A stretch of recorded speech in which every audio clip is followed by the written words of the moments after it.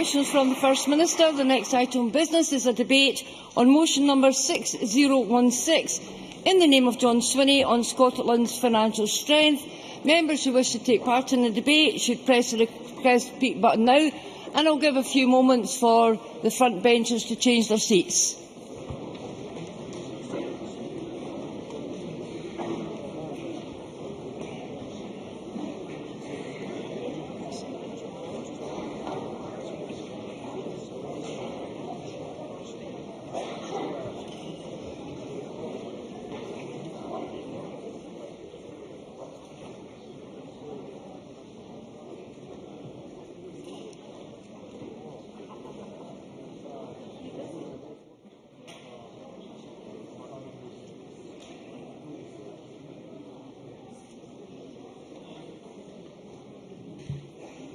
The next item of business is a debate on motion number 6016 in the name of John Swinney on Scotland's financial strength.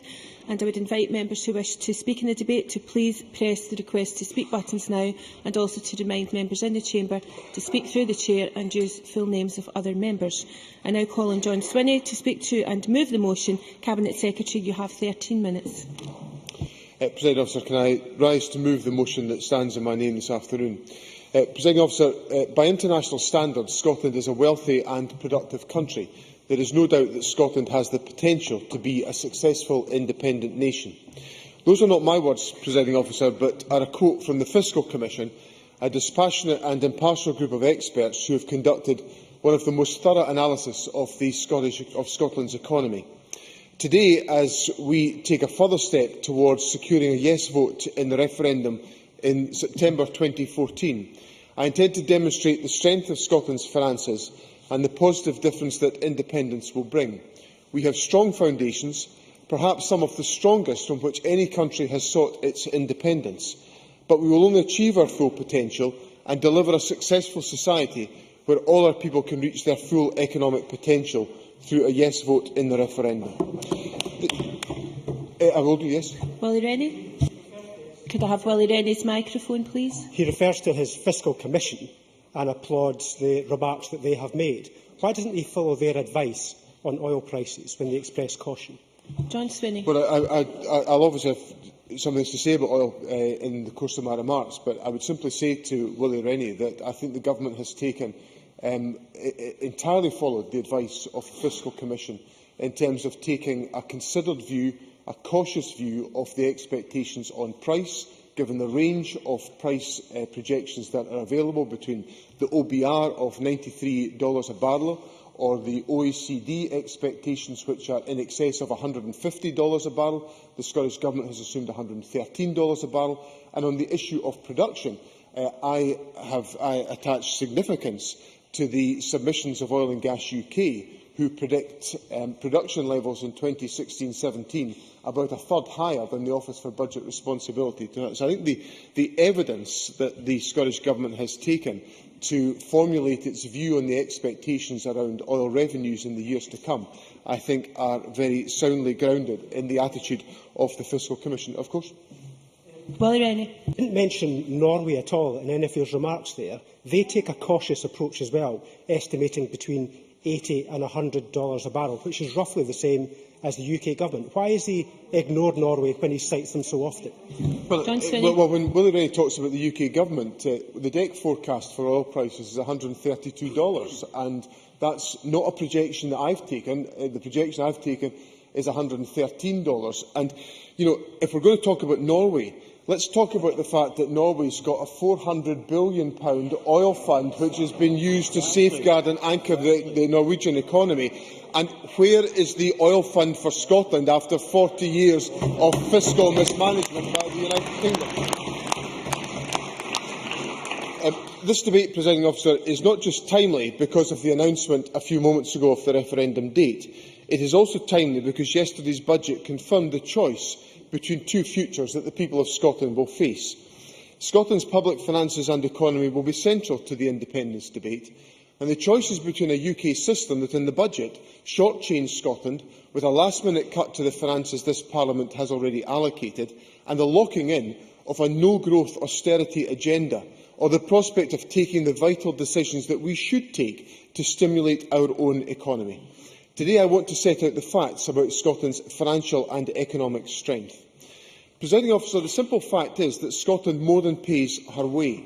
This is confirmed by the latest Government Expenditure and Revenue Scotland report, which demonstrated that once again Scotland is in a stronger fiscal position than the UK as a whole. The latest GERS report shows that in 2011-12, Scotland contributed proportionally more to UK tax receipts than we received in public spending. 9.9% of UK tax revenue was raised in Scotland, whilst just 9.3% of UK public spending occurred in this country. And this includes £4 billion in spending to pay the interest on the debts incurred by successive United Kingdom governments. Of course. Gavin Brown. I'm grateful to him for giving way. He talks about GERS 11-12. What is the projected reduction in oil revenues for 12-13? John Swinney. Well, Mr Brown is able to look at the forecasts that are made by the Office for Budget Responsibility that we've just discussed with Mr Rennie.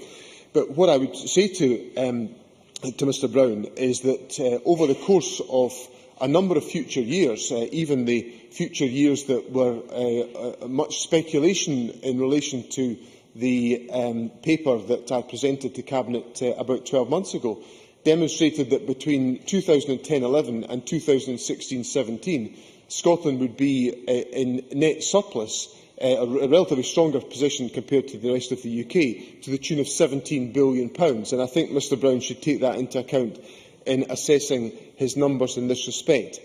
The public finances of the United... yes, I'll give way to Mr Hepburn. I wonder if the Cabinet Secretary would agree with me that for all the unionist hot air on oil prices, no matter what the oil price is, the UK Government is quite happy to accumulate the revenue that it brings in, and the argument that Scotland shouldn't seem to be somewhat of a hollow one. Cabinet Secretary. Well, Mr Hepburn makes a very fair point about the longevity of the oil and gas reserves that have flowed into the United Kingdom Government, that no United Kingdom Government has complained about over the last number of years. They've happily squandered them, propping up the United Kingdom economy.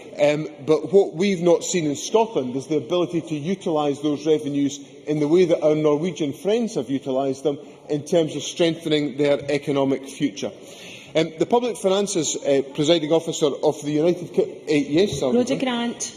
The Cabinet Secretary is talking about an oil fund and how he would build that in an independent Scotland. Could you let me know if that would be over and above normal taxation or top slicing taxation that would come from oil revenue? Cabinet Secretary. Well, if I just come on to that point, I'm just about to make that a point related to that. If Rhoda Grant will give me a moment to just cover some of the detail in advance of addressing it. The finances of the United Kingdom and Scotland, according to GERS, were both in deficit last year, as were the finances of most members of the OECD. However, Scotland continued to be in a relatively stronger fiscal position than the UK as a whole.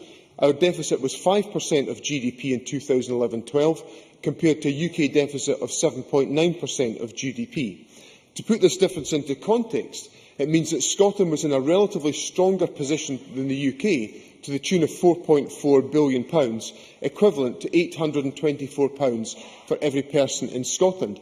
At present, Scotland's relatively stronger fiscal position helps to reduce UK public sector borrowing. Independence would allow us to use that stronger fiscal position to support economic recovery, create jobs in Scotland and to protect the vulnerable. And to address the point that Rhoda Grant has made, as an illustration, if Scotland had been independent last year, we could have spent an additional £1.4 billion to provide targeted support to the Scottish economy. For example, a £1.4 billion boost to capital investment could have supported around 20,000 jobs in Scotland. We could have invested from that relative surplus £1.4 billion in an oil stabilisation fund, as recommended by the Fiscal Commission, to smooth any changes in tax revenues in future years. And we would still have been able to borrow £1.4 billion less than the UK in relative terms, thereby reducing our future debt interest payments. And even taking this cautious approach, This would leave around £200 million to spend on other priorities, such as reversing the bedroom tax, which is penalising some of the most vulnerable households in Scotland. Scotland's relatively stronger fiscal position last year was not a one-off event. Over the past 5 years, Scotland has been in a relatively stronger fiscal position than the UK as a whole, to the tune of £12.6 billion. And looking back even further, shows that in every single year since 1980, tax receipts per person in Scotland have been higher than in the United Kingdom as a whole. So, Presiding Officer, these are the facts about the financial strength of Scotland, and they illustrate the contrast between what would have been possible under the scenario I have explained about 2011-12 and the prospect that lies ahead under the economic stewardship of the United Kingdom. It is clear from after the Westminster budget yesterday that the real risk to Scotland comes from remaining as part of the United Kingdom. By any measure, the Chancellor's plan isn't working. The Chancellor will now have to borrow £244 billion more between 2011-12 and 2015-16 than planned when he set out his austerity programme in June 2010. Sustainable finances require a growing economy. This is not on offer from the United Kingdom. Yesterday's budget statement coincided with a growth forecast of just 0.6% for this year. Back in June 2010, the Chancellor forecast growth of 2.9%, nearly 5 times higher than what is now forecast. That is a damning judgment on the UK Government's record on the economy.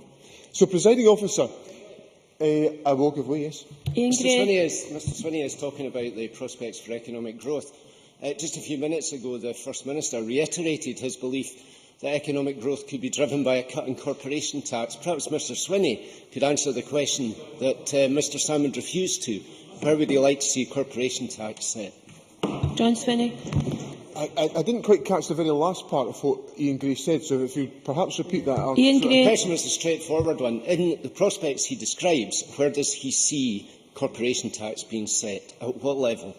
John Swinney. Well, I answered a question earlier on about income tax rates. These issues will be determined by the government of an independent Scotland, and it's nice that everybody is now assuming that that's going to be the case. I think it advances the debate quite significantly.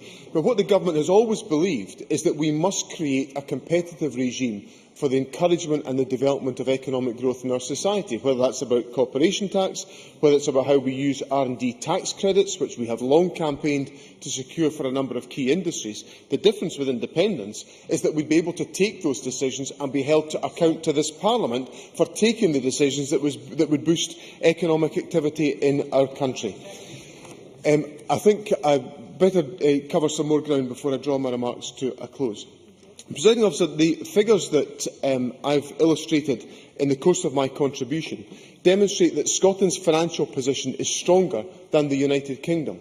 But more importantly, they show that Scotland has strong economic foundations that would allow us to take a different approach to the recession, that could ensure public finances are placed on a sustainable footing, whilst ensuring that households are still given access to the services and the support that they require.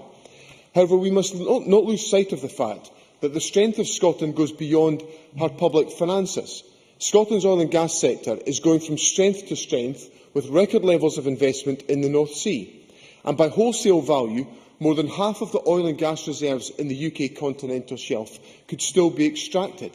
This represents a huge resource which, if harnessed correctly, will make an important contribution to the Scottish economy for decades to come. Even setting aside oil and Cabinet gas, Secretary's concluding. Scotland has a strong economy and asset base. And as oil and gas mature, so the new technologies of renewable energy and carbon capture will be reaching their peak. We have 10% of Europe's wave energy, 25% of its tidal energy and 25% of its offshore wind resources, with significant efforts being made to capitalise on the supply-side benefits of these assets. We have a strong intellectual base, with many of our universities regularly appearing in assessments of the top 100 global places of learning. And beyond any one sector or industry, we have the strength of the people of Scotland and of our nation itself. Last year, a record 87% of school leavers sustained their place in education, employment or training. Presiding Officer, today, as we look forward to the referendum date on the 18th of September 2014, there is no doubt that Scotland can afford to be independent. What is becoming ever more clear is that Scotland cannot afford not to be independent. We have indisputably strong foundations on which to build independence. With a yes vote, we will have the full tools at our disposal to use that independence to bring together our natural assets with the abilities of our people to make a stronger, fairer and more prosperous Scotland. Thank you. Cabinet Secretary, could you move your motion, please? Move the motion. Thank you very much. There is no time in this debate, I'm afraid. I call on Ken Macintosh to speak to and move Amendment 6016.2, a very tight 9 minutes. Thank you, Presiding Officer. And political consensus has been missing from this chamber over the last couple of days. I'm not sure how long it will last this afternoon, but I thought I would begin at least by highlighting some of the areas where we can reach agreement. Scotland is a strong and prosperous country. John Swinney just ended by listing a number of the areas of virtue in Scotland, and I would just point out that every area of strength that he listed in an independent Scotland holds true for being part of the UK. There are strengths within the UK for Scotland. We pull our weight within the United Kingdom, and I believe that within the right policies in place, we can look forward to the future with optimism and with hope. This is a strong country, financially and otherwise, but we can clearly do more so that all in Scotland can share in that prosperity. We can tackle that inequality of wealth, health and happiness, which in the past has been one of our greatest weaknesses. Now, where I begin to disagree with the government motion before us, let me make some progress, Stuart, if I may, Mr Stevenson, if I may. I've reached the third paragraph. I am beginning to disagree already, but where I begin to disagree with the government motion before us is that I believe we will be even stronger if we work together within the United Kingdom, and that we are weaker apart from our neighbours and partners. In fact, I have always viewed our relationship with the rest of Britain as one of shared prosperity and shared risk, rather than the sort of odd view of colonial dependency or the prism of subjugation through which some in the SNP view the United Kingdom. Mr Stevenson. Stevenson. Is the member aware that the United... Stuart Stevenson's microphone, please. Mr Stevenson, do you have your card? Could I have Stuart Stevenson's microphone? Is the member aware that since the Second World War, the United Kingdom government has legislated on 23 occasions to create new independent countries? I'm unaware of a campaign in any of them to rejoin the UK. Is he? Ken Macintosh. Presiding Officer, Stuart Stevenson has virtually proven the point I'm making, that the SNP view Scotland as some sort of colonial dependency. We are no such thing. We formed a union with the United Kingdom. We are a union. We're not a former colony. We're not subjugated by the United Kingdom. We are equals within the United Kingdom. It's an absolutely bizarre notion and way to approach membership of Britain, this country that we're all members of. The Cabinet Secretary, moving on to the GERS figures, the Cabinet Secretary quotes the recent government expenditure and revenue figures approvingly. And yet I would argue, and I believe all the opposition parties in the chamber do this, entirely support my view that the GERS figures support my view of Scotland's strength lying within the United Kingdom. In fact, if we look at the various tables describing the Scottish economy, they often show that our figures are very much in the median in the UK in terms of employment or economic growth. We are neither the richest nor the poorest part of the UK. Now, Presiding Officer, I may occasionally talk the SNP down, but I have no interest in talking Scotland down. What I would do, and I do object to, is the rather distorted interpretation of the GERS figures that somehow they show that either we are staggeringly wealthy compared to the rest of the UK, or that we are particularly hard done by. In fact, the way the SNP present the GERS figures borders on the financially illiterate. Yet again, in the motion before us today, the Finance Secretary takes the percentage of UK revenues that we generate and compares that to the percentage of UK expenditure in Scotland that we receive, and by comparison somehow concludes not only that Scotland is better off than the rest of the UK, but bizarrely that we should somehow therefore be independent. But of course he is not comparing like with like. By comparing percentages rather than the figures themselves, Mr Swinney is conveniently ignoring the fact that far more is spent in Scotland than we pay in revenue. At best, the SNP's claim should be something like, our overdraft is not quite as bad as your overdraft. But that is hardly the picture of financial strength the SNP would like to portray. The sad fact is that Scotland has run a financial deficit for the last 25 years, and that is not something to be proud of.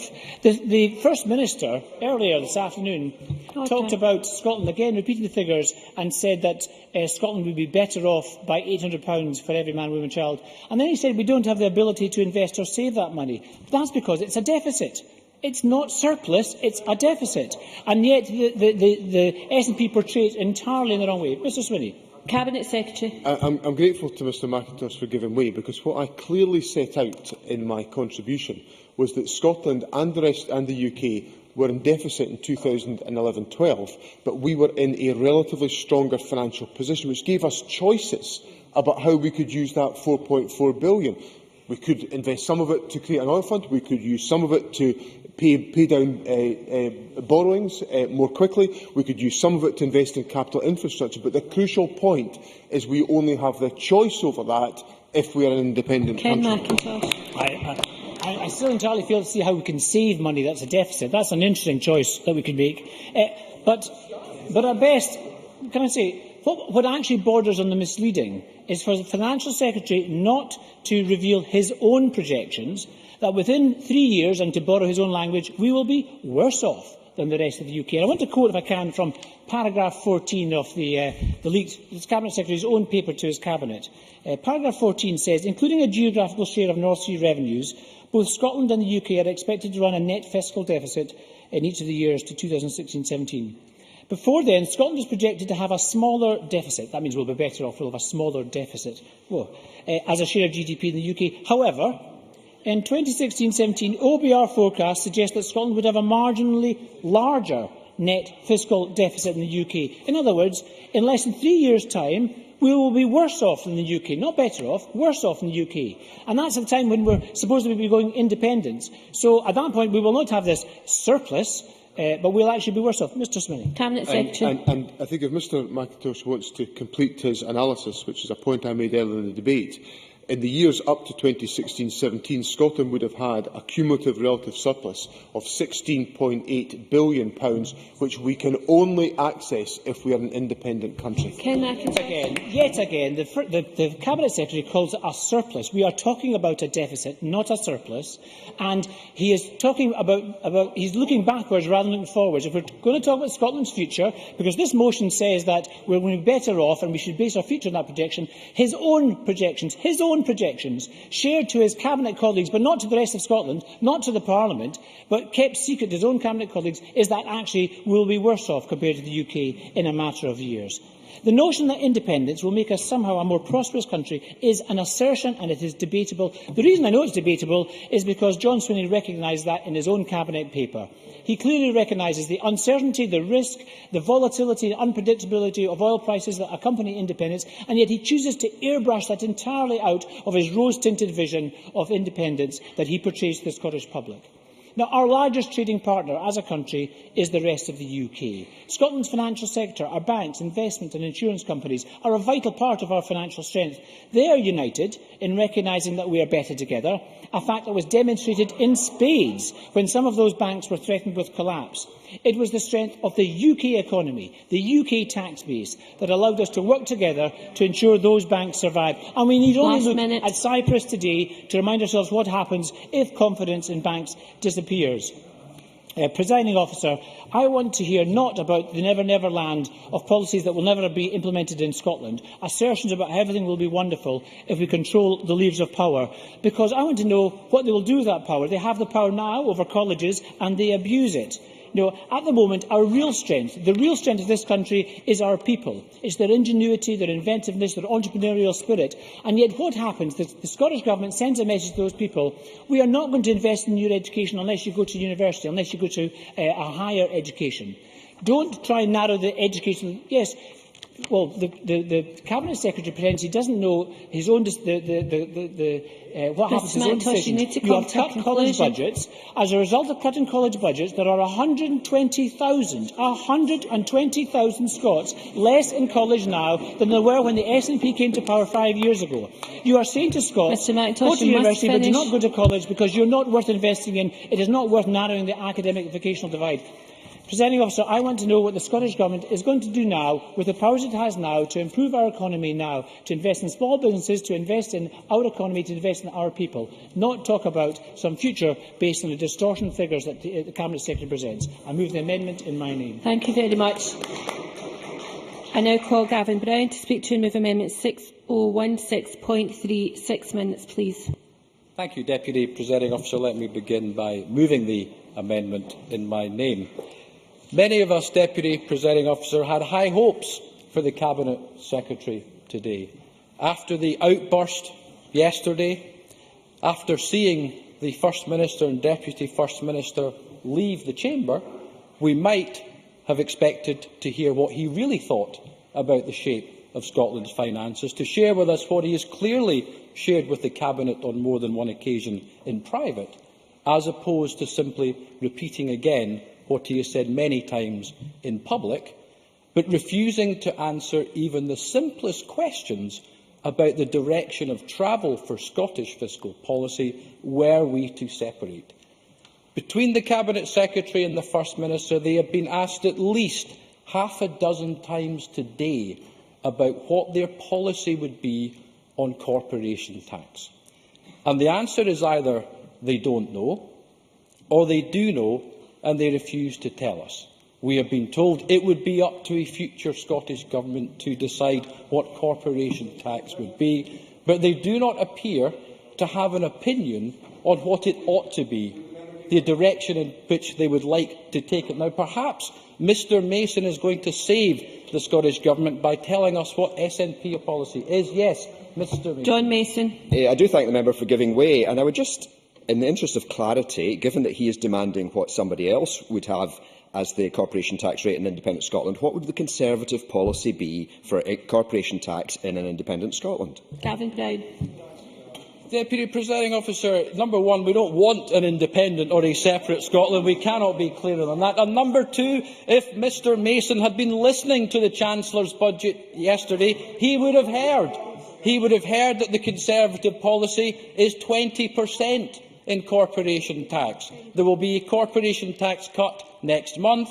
There will be a corporation tax in a year's time, and yet another one a year after that, taking us to 20%, the joint lowest corporation tax in the G8. And the reason I asked the question repeatedly to the Cabinet Secretary is that their big plan for corporation tax used to be that they would take us down to 20% to make us more competitive. Does that remain the big plan, or do they have something else? At this stage, we simply do not know. Now, there are big dangers, Deputy Presiding Officer, in relying on a single year's GERS figures, particularly when we're looking backwards to 11-12, to base our entire case for separation. Because despite the percentages that Mr Swinney likes to float about, even in a year where we had close to record oil revenues, we had a current budget deficit of £3.5 billion and a net fiscal deficit of £7.5 billion.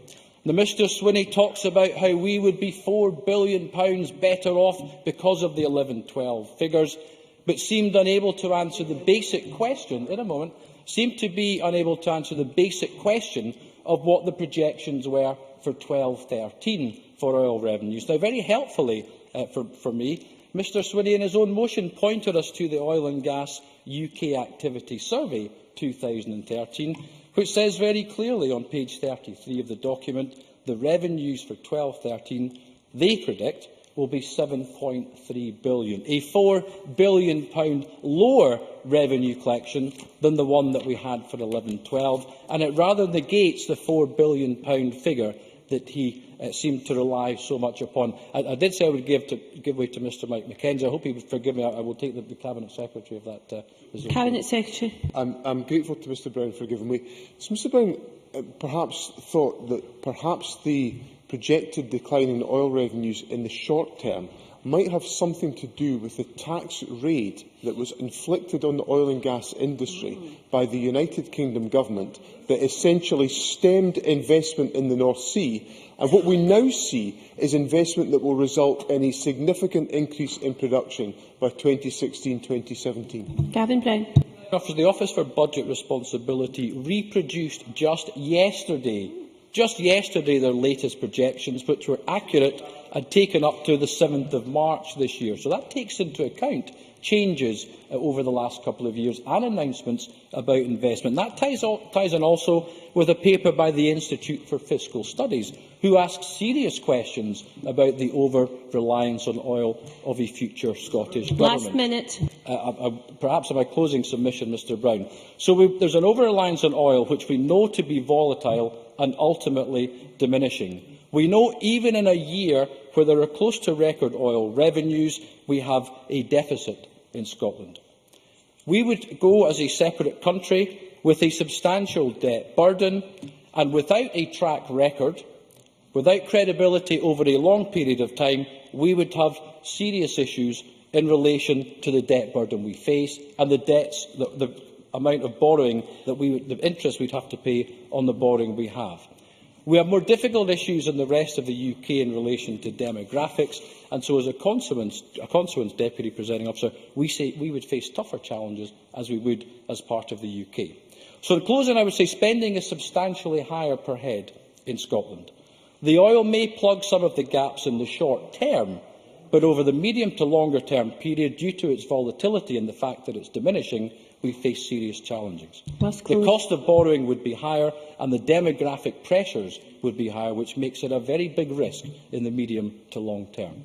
Thank you very much. I now call on Willie Rennie to speak to and move Amendment 6016.1 with a very tight 6 minutes.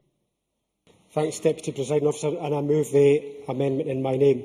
John Swinney's leaked Cabinet paper, I thought, was a good mixture of optimism and caution. But what followed just 4 days later was, I think, pure unbridled make-believe. It was remarkable that the SNP moved from considerable uncertainty, which was the quote in his private paper, to little doubt in public just a few days later. We all know that oil prices are volatile, falling and unpredictable, but yet they now say that they'll always be high, that oil revenues will always grow, and that they will be predictable. So that's make-believe, and in private they know that. The budget holders always are more cautious when they come to estimating oil. The Independent Office for Budget Responsibility makes cautious predictions because the prices are volatile and unpredictable. The Norwegians, often quoted by the SNP, are cautious too, picking broadly similar estimates as well. Certainly. On his point, can I thank him first for taking the intervention? On his point about the cautious nature of the OBR estimates, did he see Robert Choate last night on television when asked why it was the case that the OBR had got every single major prediction wrong because they underestimated oil prices? In the words of the Chief Executive, Robert Choate, they'd underestimated oil prices. That actually makes my point. The issue is with oil prices, it's extremely difficult to predict, and that's why you have to be cautious. That's why the Norwegians are cautious. I'm surprised that the Minister isn't taking advice from them, as he has in the past. And the issue is with this, is that the difference between oil revenues at a low point in recent years and the highest point is £11 billion. Now, £11 billion happens to be roughly the budget of the NHS in Scotland. So if we make a mistake, the significance is great. And with the high oil prices and revenues, it's quite remarkable that the SNP still celebrate the fact that we're running a deficit. Even at the high point, they are celebrating that. I've met few households, not just now, I've met few households that celebrate spending more money than they receive. It's usually time for a serious remedial action in any household, but not with the SNP. They celebrate running a £7.6 billion deficit, simply because it's not as bad as their neighbour. Just as well, it's the law in this Parliament that John Swinney has to deliver a balanced budget. God knows what would happen otherwise. Yes, the Minister. Cabinet Secretary. I'd ask Mr Rennie to first of all thank him for taking the intervention. I'd ask him to reflect on his last remark, given the fact that when I set out the choices that would be available to an independent Scotland if we'd been independent in 2011-12, not all of that was about spending money. Part of it was about investing for the long term in an oil fund. Part of it was about accelerated debt repayment. So I don't think Mr Rennie's characterisation of that last remark was particularly fair if we're having an open and considered debate on these subjects. Willie Rennie. I mean, all I hear from these benches, day after day after day, is a rejection of any change that the Westminster Government introduces, without any single explanation as to how it will be paid for. Not one single explanation. And what they also don't do is they don't spell out the fact that the Norwegians managed to pay for their oil fund, managed to pay for their public services by having higher taxes. We don't hear that. We don't hear that in this Parliament, but that is the reality of what Norway does. Again, they ignore the Norwegian advice. And we face considerable challenges within Scotland. We've got the demographic changes that Gavin Brown alluded to, rising faster than elsewhere in the UK. The demand for services is very acute. We've also got intergenerational poverty, huge pockets of poverty in different parts of Scotland that we must tackle. Huge pockets of poverty. And the climate change objectives and targets that this government actually delivered, and I'm delighted that they are delivering those targets, but they are strict targets that will require a huge amount of investment. What we do not need is those efforts to be founded on make-believe plans about income from oil, which is volatile, unpredictable and falling. It would let down those people, elderly people, those in need, and the climate, if we followed that example. And the SNP have got a test in this as well. They need to consider how they're going to make their plans add up. They're very good at making individual promises to many groups, but fail to provide a comprehensive presentation of how those promises will be paid for. Take welfare. Take welfare. Yes, somebody says welfare. Take welfare. Reform to make work pay is difficult. But the SNP oppose absolutely everything, but fail to provide any suggestions of reform on their own. They promise every group everything, but to reverse the plans will be £2.5 billion. Take pensions. Reform is necessary, as Mr Swinney's paper says. 30 seconds left. That Mr Swinney alludes to the fact that it will cost to put that right. He promises everything to public sector workers, but actually doesn't spell out how he's going to pay for it. Take defence. They appeal to every single community and say we're on your side, but fail to spell out the cost. On taxes, air passenger duty, fuel duty, VAT, corporation tax, they make all these promises but fail to spell out exactly how they'll pay for it. It is simply not credible to promise every group everything, but tell us that it would be up to a future independent government to work out how to pay for it. Thank you. Thank you very much. I now turn to the open debate. We're very, very tight for time, so I can't let any member go over 6 minutes. Aileen MacLeod, to be followed by Malcolm Chisholm. Thank you, Presiding Officer, and I'm pleased to speak in support of the Government's motion this afternoon, and I'm particularly pleased that today's debate, at least from this side of the chamber, will be informed by hard facts. And I was going to say that facts that even the opposition parties will have great difficulty disputing, but which they have been this afternoon. I refer, of course, to the Government Expenditure and Revenue Scotland report published by the Office for National Statistics. And the latest GERS report records that once again in 2011-12, Scotland's contribution to the revenues of the UK Government exceeded the share of UK public spending attributed to Scotland by a staggering £4.4 billion, or £824 for every person in Scotland. It also demonstrated that in 2011-12, Scotland's public finances were in much better shape than the UK as a whole, and when expressed in headline budget terms, Scotland's overall budget deficit does equate to 5% of GDP compared to a UK deficit of almost 8%. It is worth stressing that Scotland's relative fiscal position is not only better than the UK position. In 2011, Scotland's budget deficit was lower than the average of the 36 advanced economies tracked by the IMF.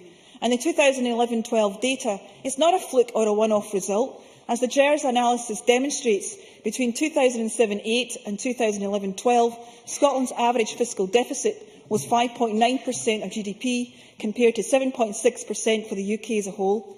In other words, since the SNP took office in 2007, Scotland's fiscal position has systematically outperformed that of the UK as a whole. And that only demonstrates the financial viability of an independent Scotland, it also actually demonstrates the outstanding competence of our Finance Secretary, which stands in stark contrast to the dismal performance of successive UK Labour and Tory Chancellors over the same period. It is therefore, I'm sorry, Presiding Officer, but I think given the lack of vision and lack of ambition and lack of ideas that we have heard this afternoon, I won't be taking any interventions. It is therefore, well, it's about time we got the facts on the record, and that is what I will be doing with the time left. It is therefore preposterous to assert, as many on the no side continue to do, that an independent Scotland is not financially viable. And in fact, as official data shows, Scotland is more financially viable outside the UK than inside. The fact is, Scotland's population is contributing much more to UK receipts than it is receiving back in expenditure.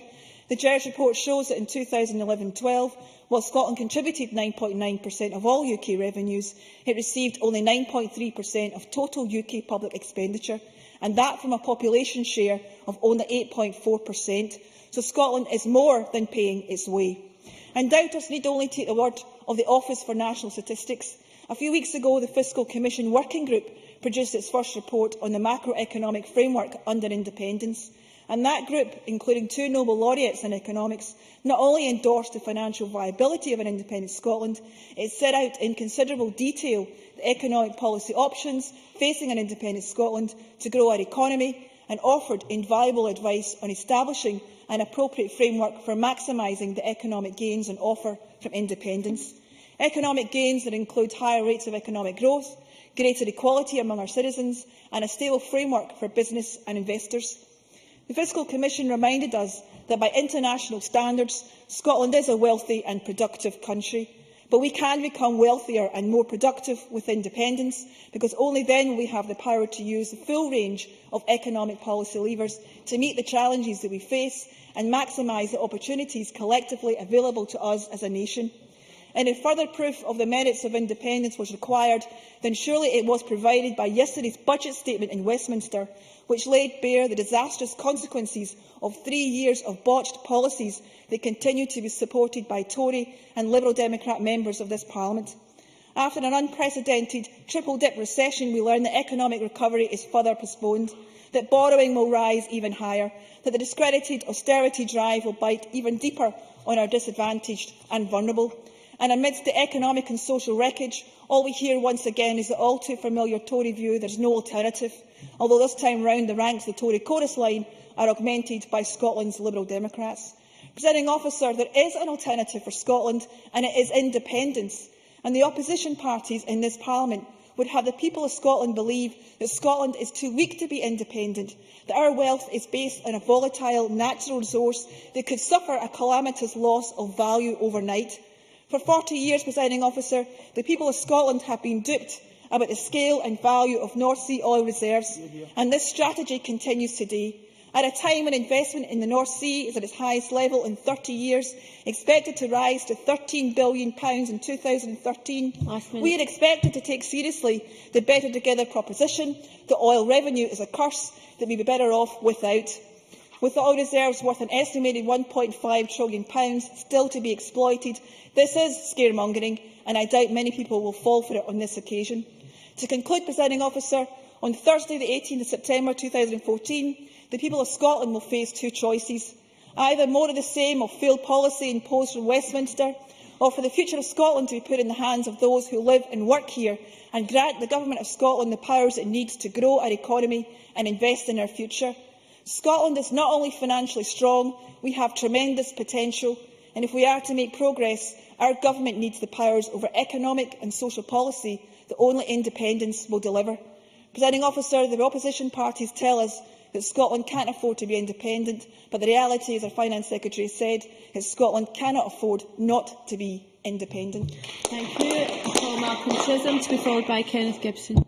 Presiding Officer, I accept that many people on the opposite benches, in fact all people on the opposite benches, many of whom I like and respect, are hoping and dreaming that everything will begin to be significantly better for Scotland from 2016 onwards. But I do think it is our duty to take a very hard-headed view at the economic and financial circumstances that will face us in 2016 and thereafter. Now, a lot of the debate today is obviously concentrated on revenues and particularly oil, but we really need to look at that within the wider perspective of what the economy will be like. So we ought to look at issues to do with debt, the monetary and fiscal policy more generally as part of this debate. But let's start with the revenue, since that is what is dominating the debate today. And let's strip out oil just for 30 seconds or so. And the first thing we have to acknowledge is that expenditure per head is higher in Scotland than in the rest of the UK, slightly over £12,000 per head, slightly less than £10,000 per head elsewhere in the latest figure. So clearly we would have to have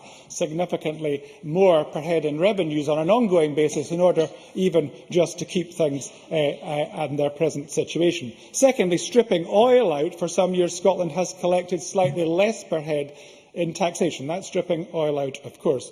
And so, logically, as oil and gas eventually run out, as the revenues fall over, I accept, a considerable period of time, the fiscal challenge facing Scotland will be greater than for the rest of the UK. But SNP members will say, well, that's unrealistic. We have oil for several years. So, looking at oil historically, yes, last year has been much quoted, and several of recent years we can accept Scotland has been in a stronger financial position than the rest of the UK. But that was not the case in the 1990s when I started as a parliamentarian. For example, in 1991-92, oil only accounted for 3% of Scottish revenues. And in general, throughout the 1990s, Scotland was in a weaker financial position than the rest of the UK. So the point of the matter, of course, is that it's the future that now matters, and a lot of the debate, therefore, understandably centres on the price of oil in the next few years. And I mean, this has been well aired in the debate already, but as the CPPR said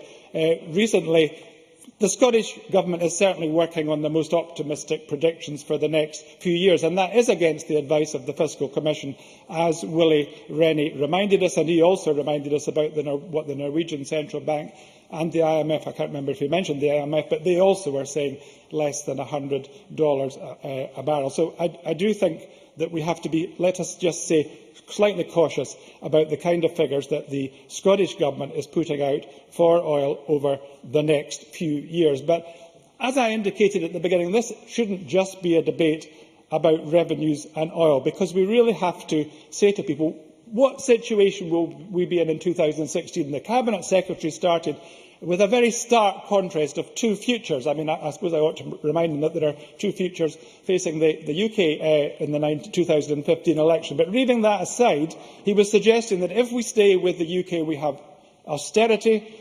If we go with Scotland, we'll have the end of austerity. And I don't think it really serves the debate. I think he was being more straightforward when he presented his paper to the Cabinet, because surely even those, and I think those on the SNP benches will still support even independence, even if we have to take a more gloomy economic view of it. But we have to be absolutely honest with the people of Scotland. The reality is in 2016, the UK will be facing something like £120 billion of debt. Scotland will have to take at least its population share of that, and servicing that debt will loom large in the early years of an independent Scotland if it were to come to pass. And as I think Gavin Brown alludes to in his amendment, there would be a credit risk differential for Scotland, and Scotland would have to pay higher interest on its debt than the rest of the United Kingdom. So Scotland would have to run a convincingly prudent fiscal position in the early years of the independence compared to the rest of the United Kingdom.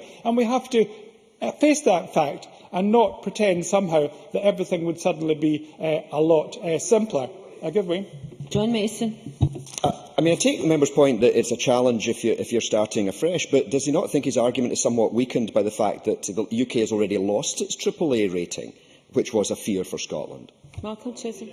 The UK is in a weaker position than what it was, but what I am arguing, and I think many economists have been arguing this as well recently, that Scotland would be in an even weaker position in terms of a peripheral country and a currency union, which is the next point I'm coming on to, of course, but also because we would be a new country. But I think it does lead to the whole point, which has been much aired in the Parliament on various occasions recently, about what our position would be in the monetary union with the rest of the United Kingdom. And it's the fiscal fiscal consequences of that we really have to face up to, because the key argument for independence from the point of view of the SNP is we will have more fiscal freedom. The reality is we would not have untrammelled fiscal freedom as part of a monetary union with the rest of the United Kingdom. And indeed, Dr Andrew Gowdy, who was the Cabinet Secretary's chief economist until a few weeks ago in the Scotsman recently, was saying there would be severe limitations on taxation policy in such a situation. So we would not be free and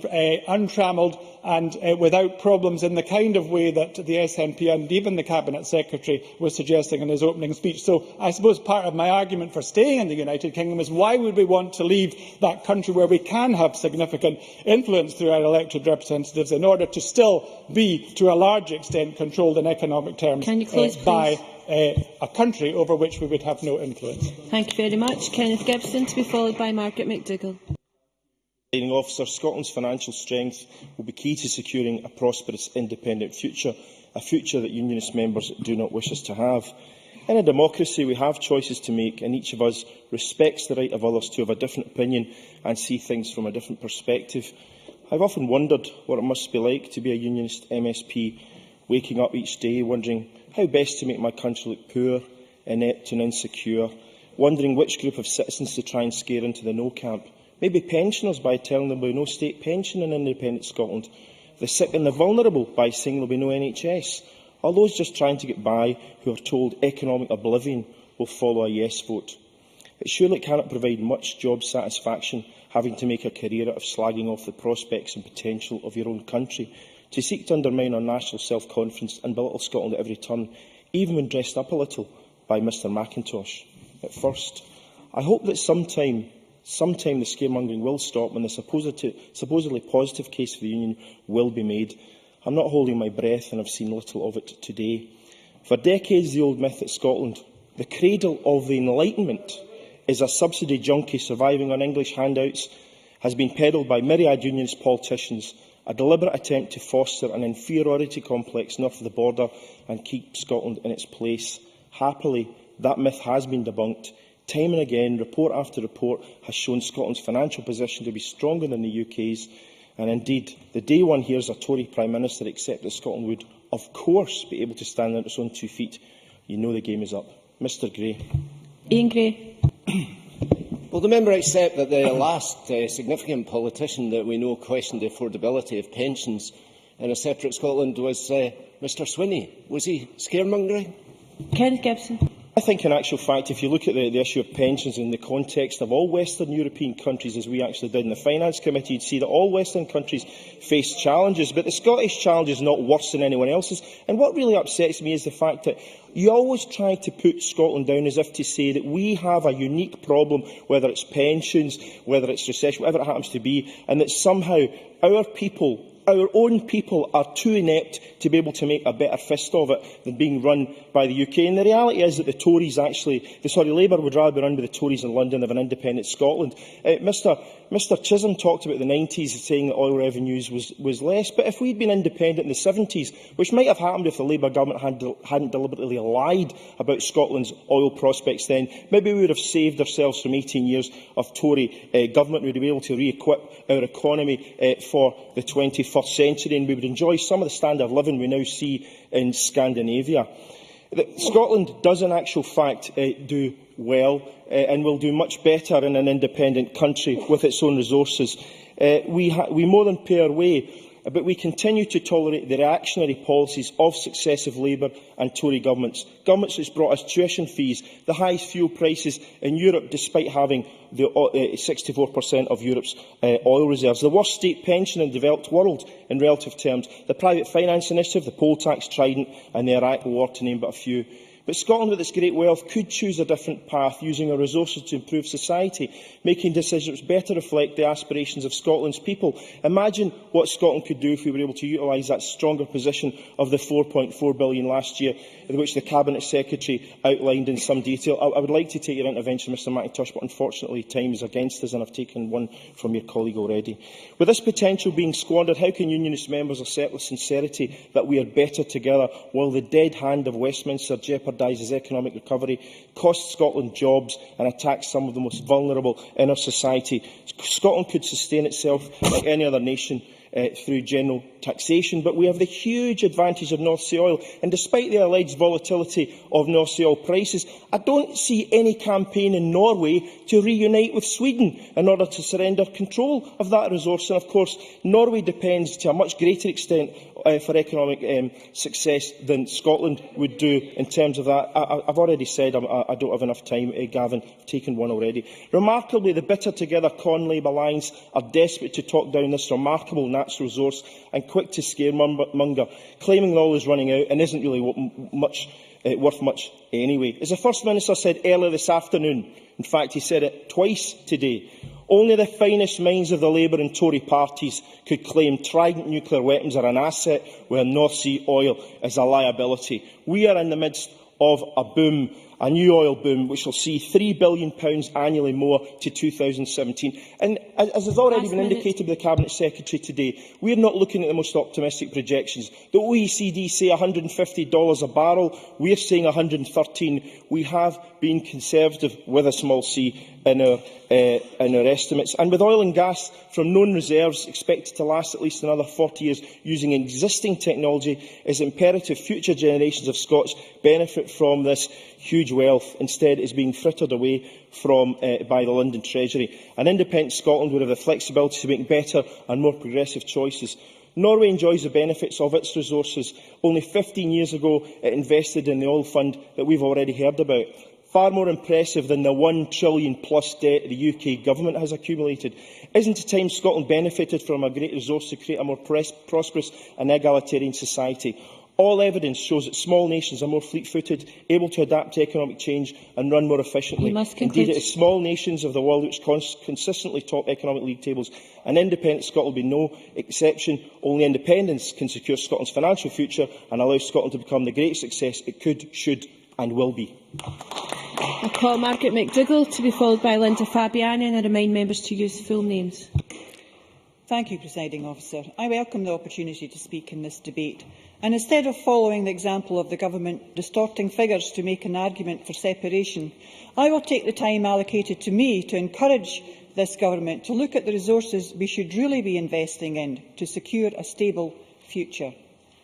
The people of Scotland deserve to know that there can be more stability in their future. Stability that cannot be guaranteed by the changeable value of our oil reserves. Our future depends on utilising our greatest resource, the people of Scotland.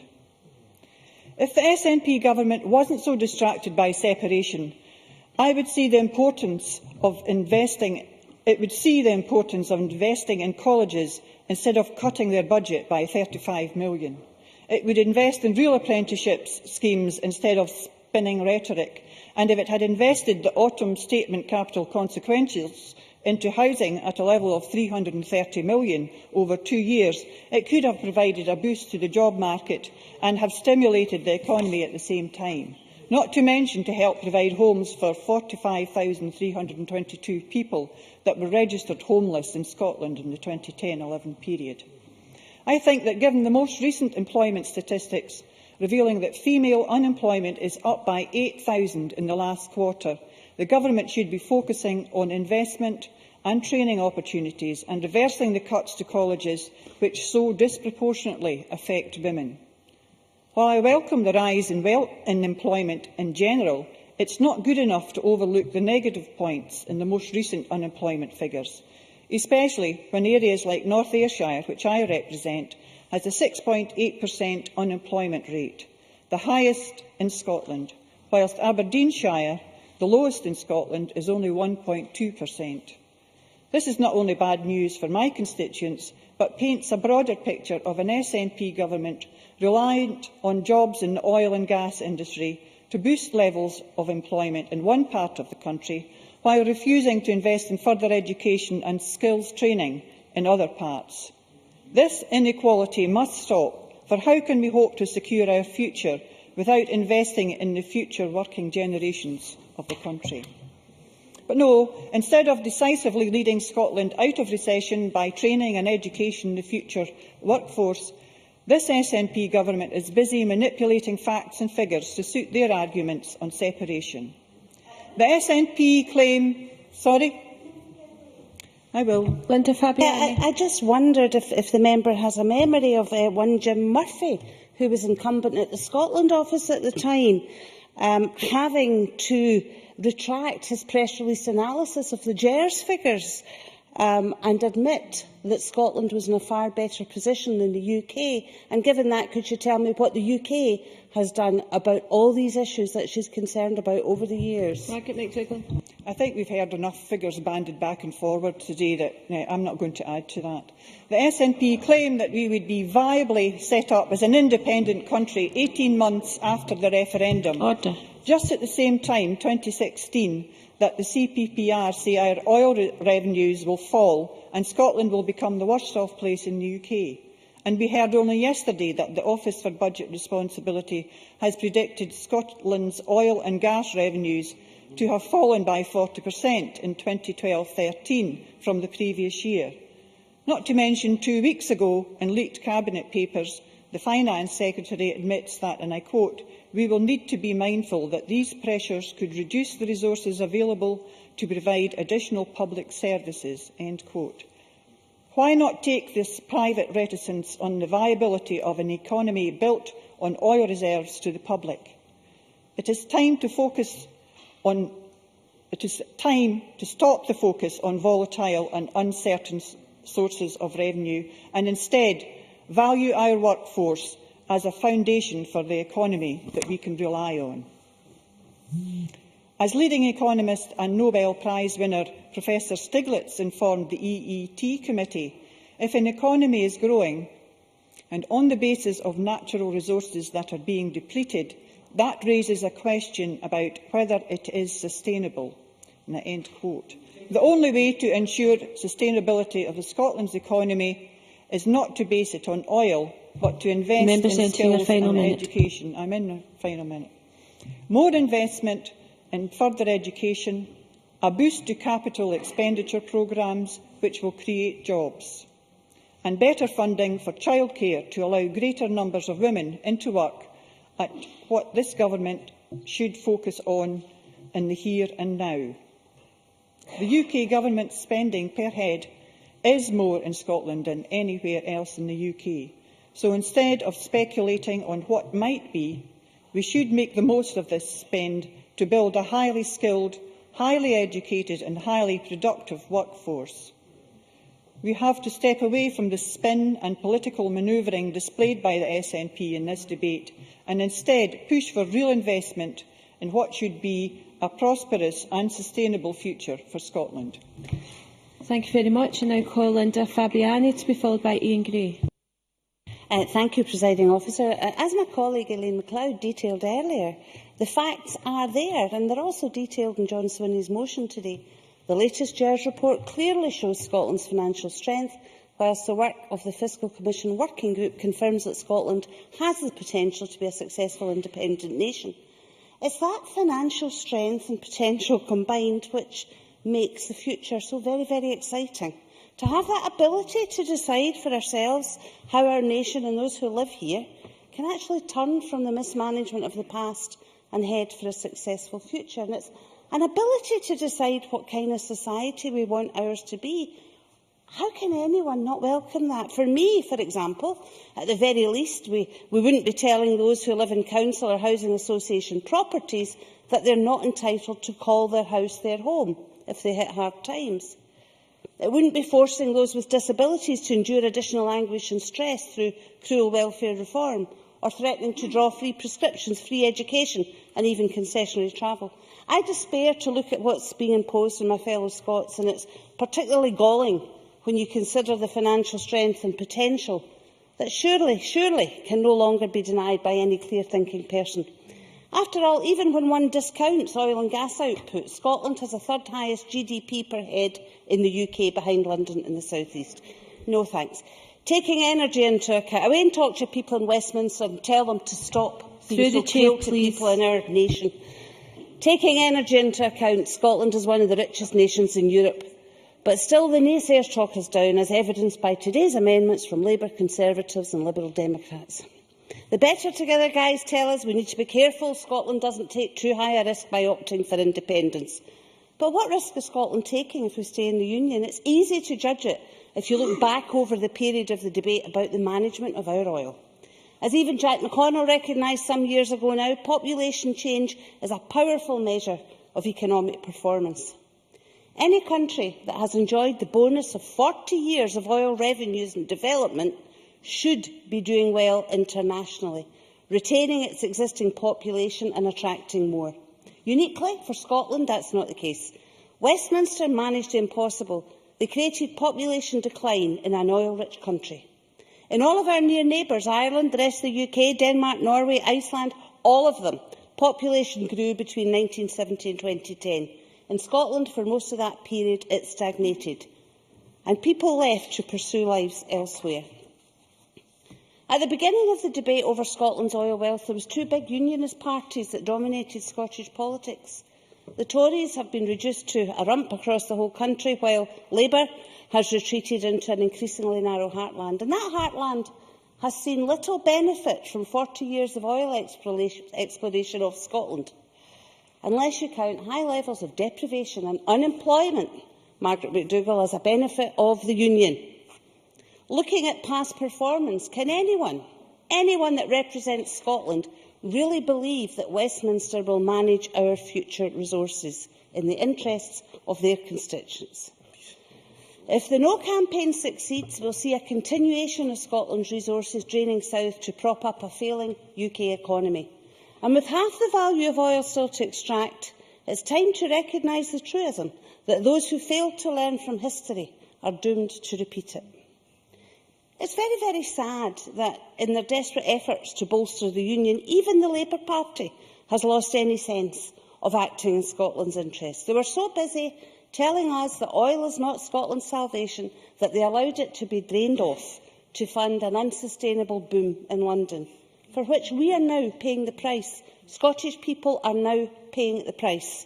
For 40 years, the needs of the London Treasury have been the driving force, not the prospect of building a sustainable energy future and a sustainable social future. Opposition parties demonstrate their lack of concern for the long term every time they welcome Westminster's misrepresentation of the industry's future. Recent OBR forecasts, we hear a lot about them, but they bear little relationship to those of other commentators. Yet members of the Better Together parties, whether in the UK coalition or not, simply trumpet them as proof of Scotland's lack of potential in that industry. I heard Willie Rennie on the TV the other night talking about the track record of the OBR. Margaret McDougall today talked about they were only formed in 2010. How can they have a track record? It's ridiculous. According to many UK government forecasts, the Scottish oil industry should have shut its doors long ago. Instead, the Treasury has extracted up to £12.5 billion annually to prop up its financial mismanagement. I started this contribution with straight facts, and I'll end with the same. First of all, yes, the oil market is volatile, but peaks and troughs can be well managed. Look at Norway. Scotland is a marvellous country. It's buffeted by wind energy, its glens flow with hydropower, much of the landmass is built on coal and it's surrounded by oil. Only Westminster could turn Scotland into a land from which people emigrate to escape poverty. Only Better Together could tell us with a straight face that it's a risk to leave decades of mismanagement behind us. Come to a conclusion, please. We can make Scotland better. We do have a resource that is people, and we have resources all round our land. That's the vision for which we should vote yes, because the alternative is at best more of the same. Thank you. Ian Gray, to be followed by John Mason. Thank you, Deputy Presiding Officer. This debate is less about the strength of Scotland's financial position and more about the weakness of the SNP's financial arguments. But above all, Mr Swinney's motion today seeks to discredit his own analysis of Scotland's financial prospects post-separation, outlined to his own Cabinet colleagues in his own Cabinet paper leaked 2 weeks ago. Truly, this government has taken us through the looking glass, with SNP backbenchers rubbishing Mr Swinney's private analysis on Mr Swinney's public behalf.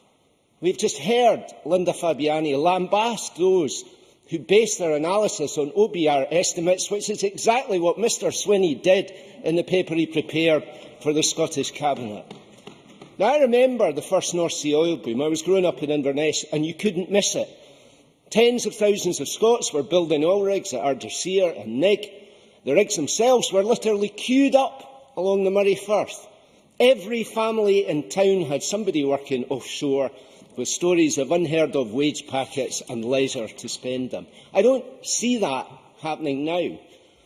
But what I do see is a mature, growing oil and gas industry based around Aberdeen, which daily demonstrates the world's current confidence in Scotland.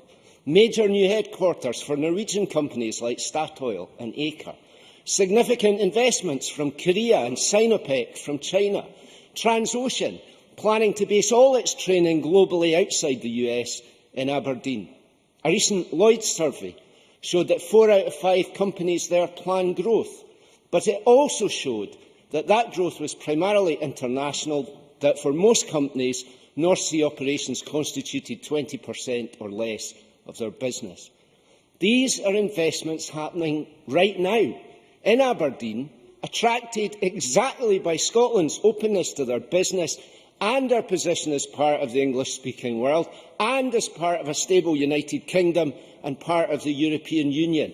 It does not depend on Scotland's share of the continental shelf. We can build an oil industry which will outlast North Sea oil, and we are doing it right now as part of the United Kingdom. These companies tell us their problem is finding the skilled workforce they need, so they would be better served by a Scottish Government investing more in college places and less in separatist rhetoric.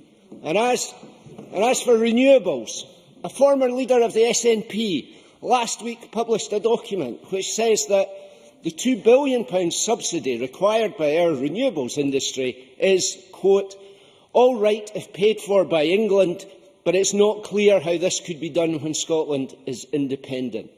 The inconvenient truth, which even lifelong nationalists cannot hide from, is that Scotland's undoubted potential in renewable generation is strengthened as part of a United Kingdom. Now, we're told today that Scotland would be better off to the tune of £824 per person.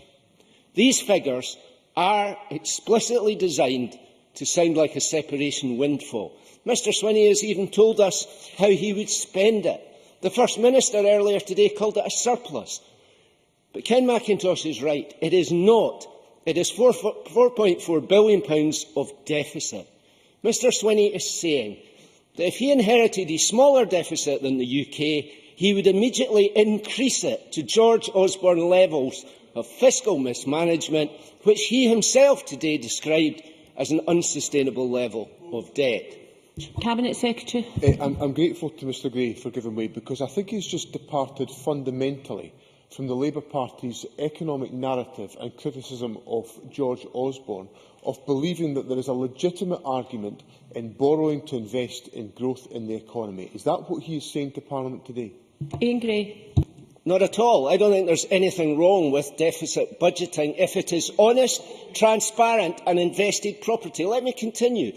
What is not acceptable is to slice and dice debt and pretend to the Scottish people that it is an asset you can spend, not once, but over and over, promising Scots prosperity based on subprime bookkeeping. And the idea that you create a stabilisation fund by an unsustainable, and your own admittance, an unsustainable level of deficit seems to me to be, frankly, Orwellian. Presiding Officer, Mr Swinney had a reputation for fiscal probity. He was the one willing to force unpalatable decisions on his colleagues, telling them they couldn't afford to cancel student debt, they did have to cancel rail links to airports, cutting the housing budget, slashing spending on colleges.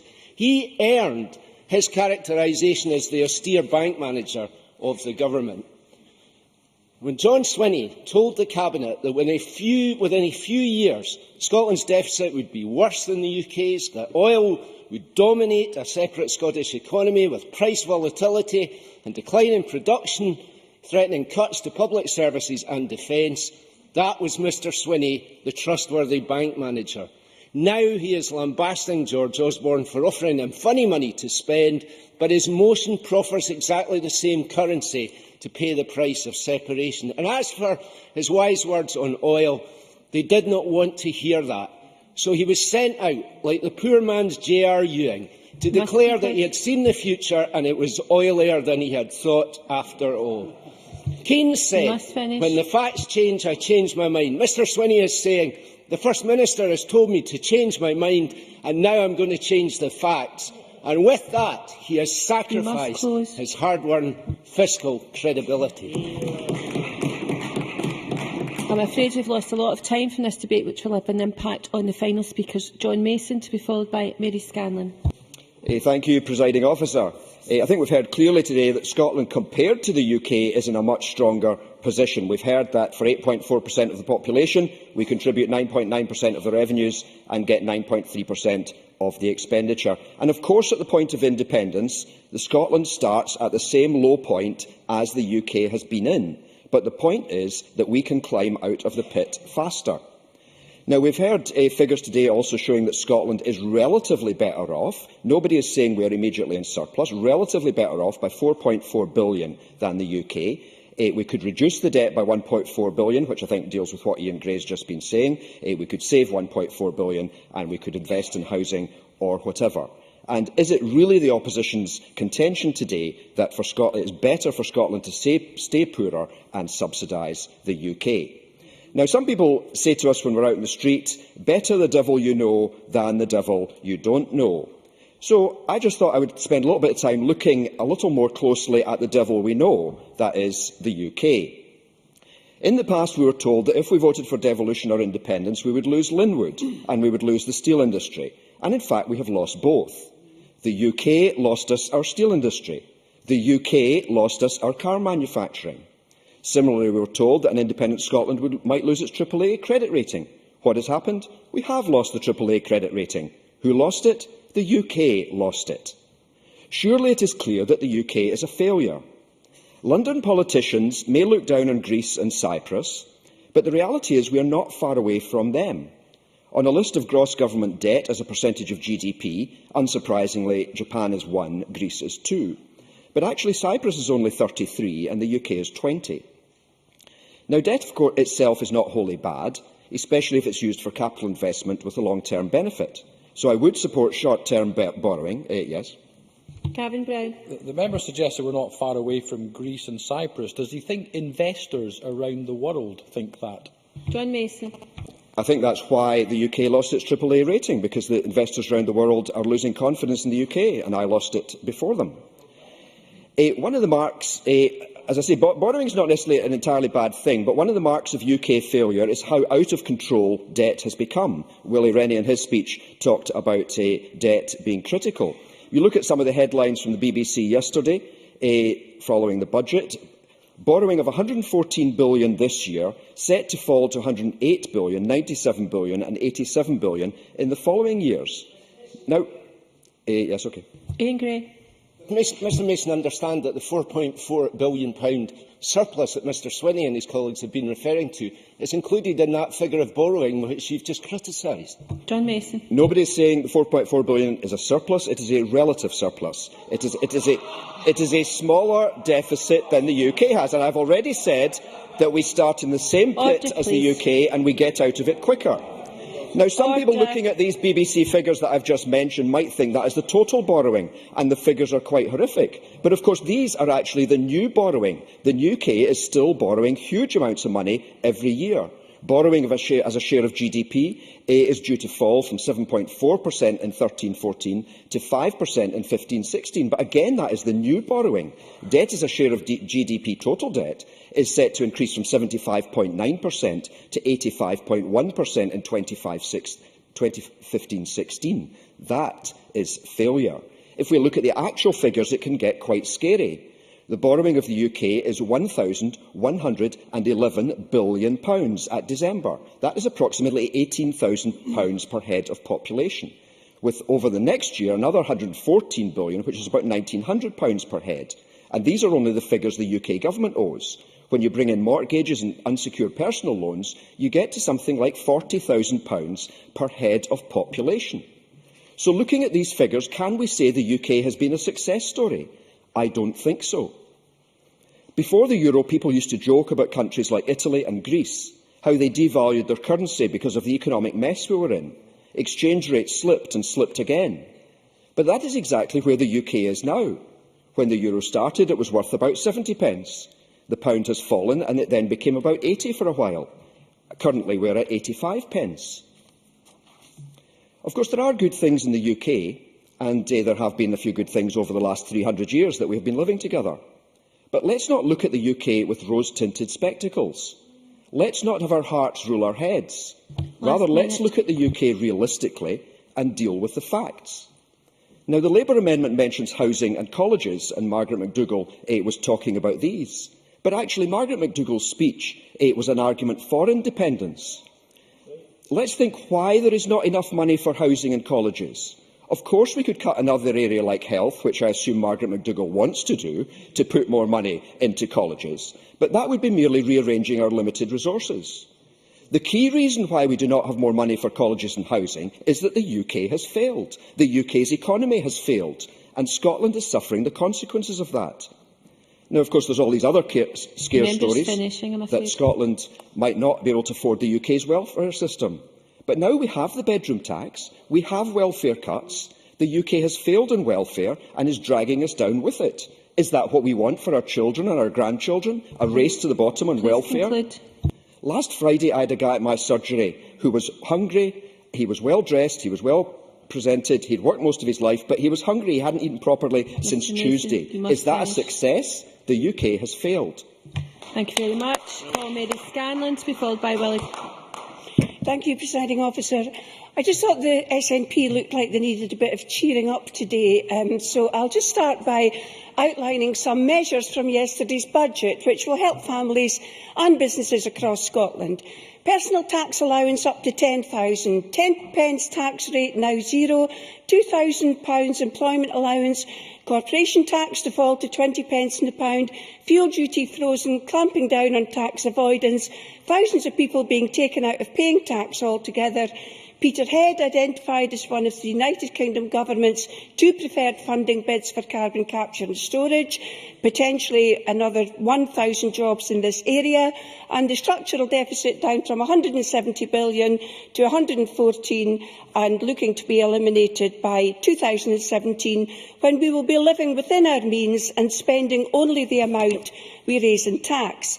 As Malcolm Chisholm said, public spending in Scotland has historically been higher than in England and is currently £1,200 more per head of population, despite the fact that household disposable income per head in Scotland is very similar to the UK. The Government motion today focuses on oil and gas revenues, and there can be no doubt, as other speakers have said, that this commodity is finite, declining and very volatile. On a geographic basis, oil and gas accounted for nearly half of all revenues in the mid-1980s, more than 20% of Scottish revenue in 2008-9, 15% in 2010-11, 12% in 2009-10 and 3% in 1991-2. These figures are all from Spice. Can I finish what I'm saying at this point? In fact, the production of crude oil has fallen by 1/3 since the SNP came to power, from 76,000 tonnes in 2007 to almost 52,000 tonnes in 2011, the lowest since 1978. Can I just ask you how volatile the oil price actually is compared to the City of London, which successive UK governments prostrate themselves before? The if I thought it was worth wasting time answering that, then I would. Absolutely.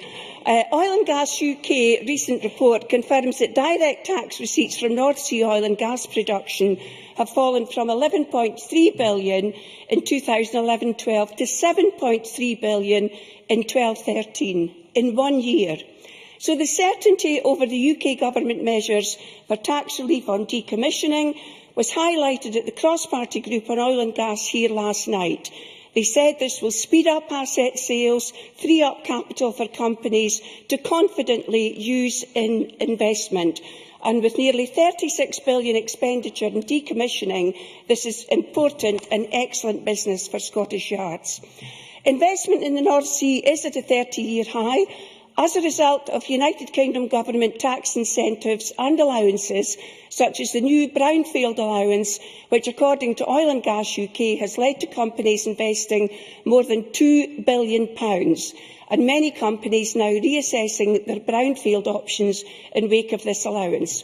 Another point that was raised last night was that operating costs for a barrel of oil in the North Sea are rising and indeed now range from £5 a barrel to over 30. So since 2010, production fell by 30% in just 2 years, largely due to shutdowns in existing fields, both planned and unplanned. Bad weather affected production. It's all in Oil and Gas UK, Mr Swinney. You might want to laugh, but I would suggest you take it up with these. No, I've got very short time. Can I come to you in a second if I've got time? The points I want to make are ones that haven't already been made. So bad weather affected production, and in 2012 the Elgin field had to be shut. That is a fact. Earlier this year, the Cormorant Alpha field was shut down, causing the curtailment of production of 27 neighbouring fields that export via this asset. In fact, at lunchtime today, I met with the convener of Shetland Islands Council, who confirmed that the Sullomvo oil terminal was shut down for several days on more than one occasion as a result. I give way. Grateful to Mr Scanlon for giving way. Can I just point out in the Oil and Gas Activity Survey 2013, on the issue of lower production, Oil and Gas UK say much of this fall can be attributed to the damage done to investor confidence by the numerous adverse tax changes of the mid-2000s. Mr Scanlon. Well, I think the facts speak for themselves, and these are the facts. And I think if you listen to the Oil and Gas UK speaking last week about the incentives on decommissioning and the brownfield allowance, that is the reason, as is mentioned in your debate, in your motion, Mr Swinney, that investment in the North Sea is at a 30-year high as a result of these tax incentives. So for all these reasons, it's very difficult to predict revenues from this commodity. So in conclusion, Presiding Officer, Scotland has a £7.6 million net fiscal deficit. The Government's own figures, Aileen MacLeod, also confirmed that. Running out of time. So all I can say is the United Kingdom brings real strength, stability and security to Scotland's finances. We are better protected from shocks to our economy, such as the recent banking crisis and fluctuations in the price of oil. We are better together. Thank you very much. And before I call Willie Coffey, just to let the three remaining open debate speakers after Willie Coffey know that they will each have 5 minutes to speak. Mr Coffey, 6 minutes. Thank you very much, Presiding Officer. The microphone up. Scotland is already a strong country financially, and with independence we can grow our economy further to make even greater progress. Scotland is the European Union's energy capital, with over 60% of all Europe's oil production. Our oil will be worth £48 billion over the next 6 years. We have a quarter of Europe's potential offshore wind and tidal energy. Our food and drinks exports continue to grow and are valued at over £5 billion a year. Our universities are amongst the best in the world. Inward investment is strong, and the GERS figures show that we have a stronger fiscal position than the rest of the UK, whose deficit is 6% of GDP, whereas Scotland's is 2.3%. We contribute 9.9% of tax revenue to the UK, and we receive back 9.3% in spending. Having full economic powers at our disposal allows us not only to focus on growing our economy, but they also give us the ability to get to grips with poverty and improving the welfare of our citizens.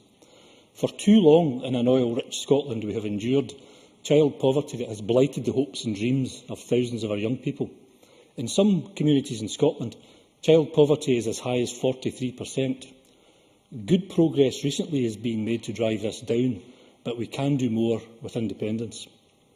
Who amongst us can say with hand on heart that the UK has spent Scotland's vast oil reserves wisely over the past 40 years? Where is the UK's equivalent of Norway's oil fund, now estimated at £450 billion? I can tell you where the UK's money went. Squandered by successive Labour and Tory governments on things like Polaris and now Trident, nuclear weapons of mass destruction, all stationed in Scotland and safely far away from England's population centres. Billions of pounds wasted. We've seen blunder after blunder by the UK in almost every sector.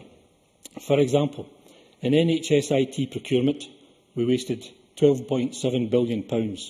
The Child Support Agency, members may remember that fiasco, £1 billion written off. Defence procurement mistakes, £7 billion wasted. The abandoned identity card scheme, £5 billion wasted. And the hapless Millennium Dome, £750 million forced on a less than enthusiastic London public by Tony Blair. Billions of pounds wasted. And to the present day, the much bragged about AAA credit rating has gone. Growth forecasts are now cut in half, and UK debt as a share of its GDP is forecast to rocket to over 85% by 2016. So who's paying the price for this? Scotland's children, our poorest families and our pensioners.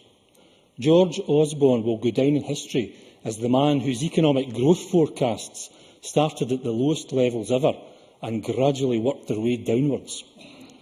With a record like that, is it really in Scotland's best interests to stick with the UK? Yes, sure. Were there any? On his list of failures, apparently, of the UK, is he going to list the construction of this building in his list? Will they coffee? Yeah. I'm really sad to hear that from the Liberals. I don't know if Mr Rennie was around at the time, but as I understand it, the UK procured and commissioned that as well. Presiding Officer, I'd like to turn my attention away from the failures of the UK and to look at how many small nations of the world are meeting economic challenges much more effectively than their bigger counterparts. If we look at the 34 advanced economies as defined by the IMF, 23 of them have populations of less than 20 million. 11 of those smaller countries are in the top 15 advanced economies based on per capita income, and 4 of them are in the top 5 based on the World Economic Forum's global ranking of competitiveness.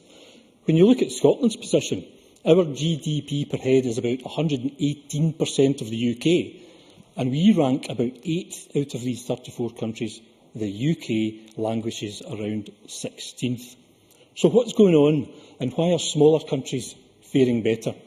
According to David Skilling, a senior advisor to the New Zealand Government, there are 3 main reasons why smaller countries have outperformed larger economies over the past few decades. They have a greater capacity to adapt to a rapidly changing world in terms of globalisation. Secondly, they tend to have higher levels of social capital and trust, well-functioning political institutions and a well-developed sense of external matters. And thirdly, they also tend to have good reputations for the quality of their policies, and all of these contribute to their enhanced performance. To continue succeeding in what he describes as the current unforgiving environment, Mr Skilling concludes that smaller countries have a distinct edge, provided they continue to innovate and shape their policy development to the new economic environments that present themselves. To that end, smaller countries are more likely to play a leading role for many years to come and can offer unique guidance to other larger advanced countries. In summary, Presiding Officer, the message is clear for Scotland, our small country of just over 5 million people. Next year, on the 18th of September, we will stand at the crossroads and decide which of two possible futures is best for us. One with a lumbering, incompetent and failing UK, whose priorities are not shared by the Scots, whose priorities are to spend billions in weapons instead of wains, to attack the poor and reward the rich, or a future that sees Scotland emerge at long last to pursue a destiny that our own people share. Thanks very much. Now call on Margaret McCulloch, to be followed by Patrick Harvey. Up to 5 minutes, please. Thank you, Presiding Officer. I appreciate the opportunity to speak in this debate today and to contribute to the wider discussion about Scotland's future. My position now and has been that Scotland is best served by devolution, a Scottish Parliament within a United Kingdom. But I would also count myself among the majority of people in Scotland who feel that our life and politics would be enhanced if there was a stronger Parliament within a more modern and flexible union. We learned last week that Devomax isn't any more popular than independence, but in the report on attitudes to constitutional alternatives, John Curtis and Rachel Ormston found a clear majority in support of key financial decisions being taken in Scotland. Whatever Scotland's constitutional destination, the economics of change and the implications for the public finances will be absolutely critical. It is important that all of us in this Parliament take a sober, considered view of Scotland's financial position, especially those of us who advocate significant constitutional change. From people arguing for independence to people like me who support the devolution of further financial powers. A considered look at Scotland's finances can be quite revealing. A UK total expenditure per capita is £10,937. Scottish total expenditure per capita is £12,134. The UK, as we all know, faces a net fiscal deficit, but so does Scotland, including a geographical share of oil revenues. Critically, Scotland's geographical share of all revenues was almost a fifth of Scotland's total revenue, a point to which I will return. Much of this debate has centred on oil wealth and tax revenues from oil and gas. Indeed, much of the constitutional debate since the 1970s has focused on those same issues. In my opinion, the very fact that oil and gas are so central to the constitutional debate and the arguments for independence that are being deployed is in itself quite significant. It underlies a critical point that has been made for many years. The financial case for independence, as it's been articulated to us by the Scottish Government, hinges on a single volatile commodity. Let us be clear, no one is disputing the opportunities that oil and gas afford Scotland, especially given the importance of the sector to the North East. Despite claims to the contrary from the First Minister and the member Aileen MacLeod, no one in this Parliament views oil wealth as a curse. However, the centrality of the North Sea and the vision of Scotland's future that is being developed with the Scottish Government points to a Scotland that is not just buoyed by oil wealth, but a Scotland that is tied to oil wealth. That is at odds with my own vision of a diverse and dynamic economy. Of course, we have to develop key growth industries like oil and gas, but we also have to look at the resilience of the economy as a whole, and we have to look at how wealth is dispersed in Scotland. SMEs, manufacturing, retail, there's a whole range of business sectors which are important to our economic potential, as well as our tax base, which are being overlooked in this contest over Scotland's future. SMEs are contending with some of the most difficult trading conditions they've ever seen, yet this Government has put off its rates revaluation and has chosen to sustain rates at near-boom levels. Manufacturers are closing down in places like my hometown of East Kilbride, and there is no strategy from Government to do anything about it. Retail accounts for 9% of total employment, but is not included in the Government's economic strategy. The Scottish Government must address fundamental concerns that people and businesses have in the here and the now, and about how the financial position of Scotland will be sustained and strengthened, whatever future the people of this country ultimately decide upon. An independent Scotland might be viable, but there is nothing in the GERS figures or the oil figures that make the UK redundant or in any way less viable. Of course, I totally oppose the policies of the present UK Government, but I believe that the essential case for Scotland in the Union remains convincing. Together, as part of the United Kingdom, we can bear bigger deficits than smaller nations. We can nationalise banks, as we had to do in response to the global financial crisis to save jobs, savings and mortgages. And we can borrow relatively cheaply to invest as compared to new economies that are yet to mature. Presiding Officer, Scotland, standing on its own 2 feet, faces opportunities and challenges like any other nation, not least the budget challenge identified in the leaked Cabinet memo. But equally, the prospects, the security and the solidarity that comes to Scotland from being part of a strong and successful union should not be so readily dismissed or denied if we were to have an honest debate about the future of Scotland. Thank you. Thank you very much. Now call on Patrick Harvey, followed by Mike Mackenzie. Up to 5 minutes, please. Thank you, Deputy Presiding Officer. It's understandable that this debate has been framed at least as much in terms of the Constitution as in terms of the economy. And although my own party, the Greens, have party policy in favour of independence, and my own personal view is strongly in favour of independence, we have members on both sides of the constitutional debate, and that's because we're not defined by that issue. We're defined far more in terms of our economic policy and the idea of the economy as a wholly owned subsidiary of the environment. And so it's perhaps unsurprising as well that my take on this debate will be a wee bit different. John Swinney told us that Scotland is a prosperous country, and I agree with that. I think the difference is that I probably mean something a wee bit different by that word prosperity, and I want us to ask, what actually do we mean by a word like prosperity? That might sound like an abstract concept, but I believe it's one of the big ideas that Margaret MacDonald rightly urged us to focus on earlier today. It's one of the most important questions facing the world, and indeed, although the First Minister earlier today took, I think, Joseph Stiglitz' name in vain over the issue of corporation tax, he's one of the leading advocates of a more holistic approach to the economy and a recognition that wealth is not limited to financial wealth, that prosperity is not limited to a question of whether we're a little bit richer or a little bit poorer. And I and my party will never reach a view on independence based simply on that richer, poorer blizzard of factoids. How do we value prosperity? How do we measure it? Well, Jim McCall and Brian Souter might look at the corporation tax bill and decide that they feel more prosperous if they get to keep more of their profit. But our society will not prosper from the inequality that grows as a result. Our society will prosper if we share our material wealth more fairly. So where do Scots place their priorities? What makes them feel that they have what they need to live a decent life? What makes them feel that they can prosper as human beings? Well, the Oxfam Humankind Index asked people just those questions. And if we look at the priorities that people gave to the factors in their life that give them a sense of security, a sense that they have what it takes to prosper in life, you look at an affordable, decent and safe home, physical and mental health, a clean environment, good relationships with friends and family. You have to look halfway down the list,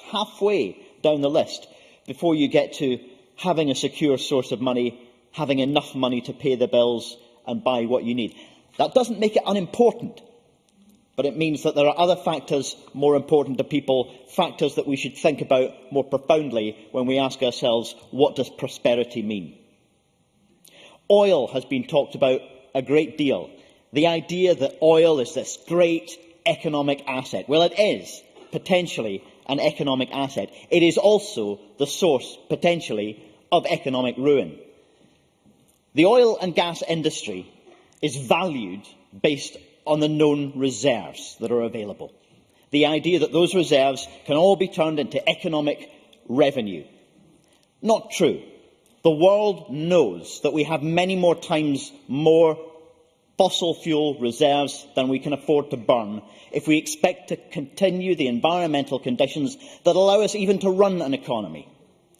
We're going to have to leave a lot of it where it is, or we're going to destroy the conditions that allow us to operate an economy. So there is economic value in the oil and gas reserves, but it will only be realised if we restrain our use of it. Otherwise, it will not give us prosperity. We talk about jobs, whether we can create new jobs from new industries. Jobs themselves are not the same as prosperity. Many people will argue having a job gives you dignity. Having a source of income gives you the things that you need for quality of life. But low-waged jobs, which are in fact subsidised through the welfare state, jobs which are time-pressured, jobs which undermine people's health and social capital, can take away people's prosperity.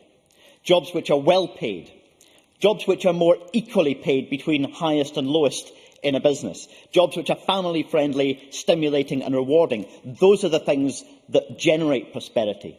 And so I would urge all of us, on both sides of the independence debate and on all sides of the economic debates that we face, to think more deeply about what we mean by wealth and prosperity. If we only talk about GDP and only talk about financial wealth, we miss the point.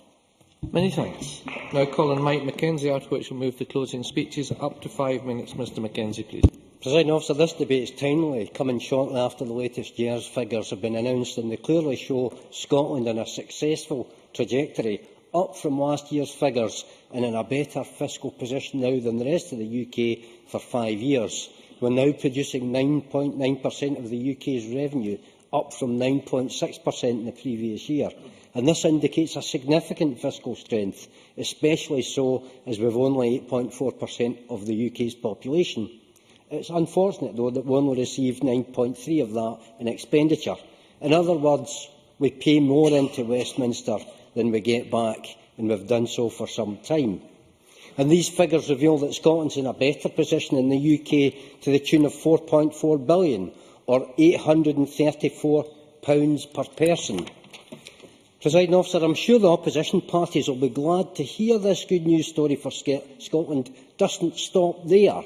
Scotland's oil and gas industry is entering a new phase of increased production, with investment this year expected to reach £13 billion and plans for longer-term investment exceeding £100 billion. I think the opposition parties think that these oil companies and their investors are completely stupid. But it's no surprise that they expect the fields to be more productive, not less productive, over the coming years, and that revenue is expected to be between £41 and £57 billion over the next 6 years. And what a great start this will give the newly independent Scotland. A financial springboard that will propel us on to even greater success. And that's not all the good news. To quote the First Minister, Scotland has won the energy lottery not once but twice, with 25% of Europe's wind and tidal resources and 10% of its wave energy potential. And this will increasingly play an ever more significant part of Scotland's economy. Scotland has an oil resource, as we know, that will last for another 40 or so years, with 24 billion barrels still to be extracted, worth over £1.5 trillion at today's prices. No serious commentator is suggesting that long-term oil prices are going to fall. But the important point here is that our offshore marine energy industry will be maturing as oil begins to run out. The Offshore Valuation Group, in their 2010 report, suggests that by 2050, marine energy may contribute as much as £4 billion per annum to Scottish revenue in corporation tax alone. This excludes onshore renewables. This excludes the myriad of opportunities afforded by microenergy and the onshore supply chain. This excludes the considerable economic potential of exporting our expertise in that most valuable sector, the knowledge economy. Presiding Officer, I know the unionist parties are pessimists. I know they are doubters. Anyone who doubts that Scotland will succeed in harnessing nature, anyone who doubts that we'll solve the technical problems associated with marine energy, should go to the European Marine Energy Centre in Orkney. They should experience for themselves the creative energy being brought to bear all over Orkney, not just in the offices and the test stations, but in conversations in pubs and fish and chip shops and cafes. They should go to Orkney and experience the Renaissance effect that is underway there. underway as these creative people apply their talents to solving these problems and exploiting these exciting opportunities. And this is exactly what the economist David Ricardo meant by countries exploiting their comparative advantages. This is exactly what Joe Stiglitz means when he prescribes moving to a green economy as the medicine for ailing economies. And unlike the UK Government, who are prevaricating over energy policy, an independent Scotland will nurture this opportunity and continue to lead the way in renewable energy revolution, and we will reap the economic and the fiscal rewards of that. Presiding Officer, there is a point when the Unionists, the doubters and the doomsayers, in their efforts to diminish Scotland, turn to dishonesty. This is a line they have crossed before when they buried the Macron report and for 30-odd years told us the lie that Scotland's oil was of little value. I've heard nothing this afternoon that re-establishes their credibility or their integrity. The Scottish public may have been fooled once, but they'll not be fooled twice. I'm just about to finish. The Scottish people are no fools. Finishing now. That's enough, Mr Mackenzie. Thank you very much. I now call on Willie Rennie. Up to 6 minutes, please. Thank you, Deputy Presiding Officer. In a challenging world, optimism is a trait that should be encouraged, I think, by us all. As leaders, we need to believe the seemingly impossible can be achieved, that we can turn back the tide of global warming, that everyone, no matter what their background, can get a chance to get on, and we can deal with poverty and hunger in far-flung parts of the planet. It's good to be optimistic, but when you are putting a budget together, it's wise to be cautious, and that's why Mr Swinney's own Fiscal Commission recommended exactly that. And that's why the Norwegians exercise caution too. So a sensible mix of optimism and caution, I think, is the right formula. Make-believe should never be the basis of our decision-making. And I understand what Kenny Gibson says about when he says that we believe that Scotland is too small and too stupid, that somehow, because we question the SNP's policy, we no longer believe in the ability of our nation. But I think it's deeply insulting to say to us as a Scotsman, as to a Fifer, that I actually don't believe in the ability of my country. I believe immensely in the ability of this country. I believe that we can punch above our weight within the United Kingdom and in the world. That strength is something we should be proud of, and I don't actually regard the comments from Kenny Gibson as worthy of a member of this Parliament. Nothing bad ever happens is the approach that these people take. And as we know in the world is a bit more unpredictable than that. I thought Ian Gray's contribution was actually very interesting. The fact that he remarked on the contrast between the 70s and today's oil industry. The fact that it used to be a very much a local, not just now, a local exploitation of the resources, but now it's an international business. And it's an international business because we've built it upon the strengths, the talents of the people here, but also because Britain is open for business, because Britain is a good place to do business. So because of Britain, that actual opportunity can be exploited for Scotland, not just now. He also was quite right about renewables too, because the opportunity that we have here to deal with climate change with our opportunity on renewables is quite incredible. But that's based on the resource of energy consumers right across the UK, because it is a subsidy that is there to generate the investment within the industry. I support renewables, and I recognise that the United Kingdom gives us that opportunity to maximise that opportunity. Aileen MacLeod and Mike Mackenzie were citing investment in the North Sea as somehow evidence we were going to increase our oil revenues. But what they fail to recognise is that the oil is harder to get now. That means capital expenditure goes up. That means operational expenditure goes up. And as a result, the tax take goes down. That is the logical consequence of that extra investment and that harder to get oil. And they can do that, the United Kingdom can do that by creating the tax incentives, because oil does not dominate the UK's economy. It's around about 1.5–2% of the UK's economy. But for Scotland, it's getting up to 16%. So if you're going to make big decisions like that to create tax incentives, you take a big hit financially. In the UK, that can be accommodated. Malcolm Chisholm was absolutely right when he said that the credit rating for an independent Scotland, not just now, an independent Scotland could be poorer. And because the reason for that is if you look at the credit rating agencies and how they assess the credit rating of a country, they take into account its record.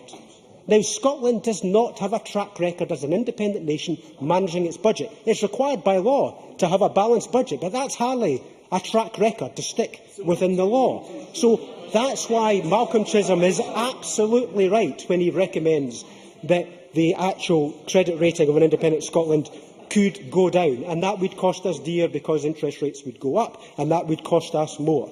That's the logical consequence of what the SNP propose. And others, Linda Fabiani, Willie Coffey, cite Norway and the oil fund. But what they do not tell us also is that higher taxes are a feature of Scandinavian life. No, not just now. That is the feature of Scandinavia. They have been able to pay for their oil fund and the public services by sticking up taxes.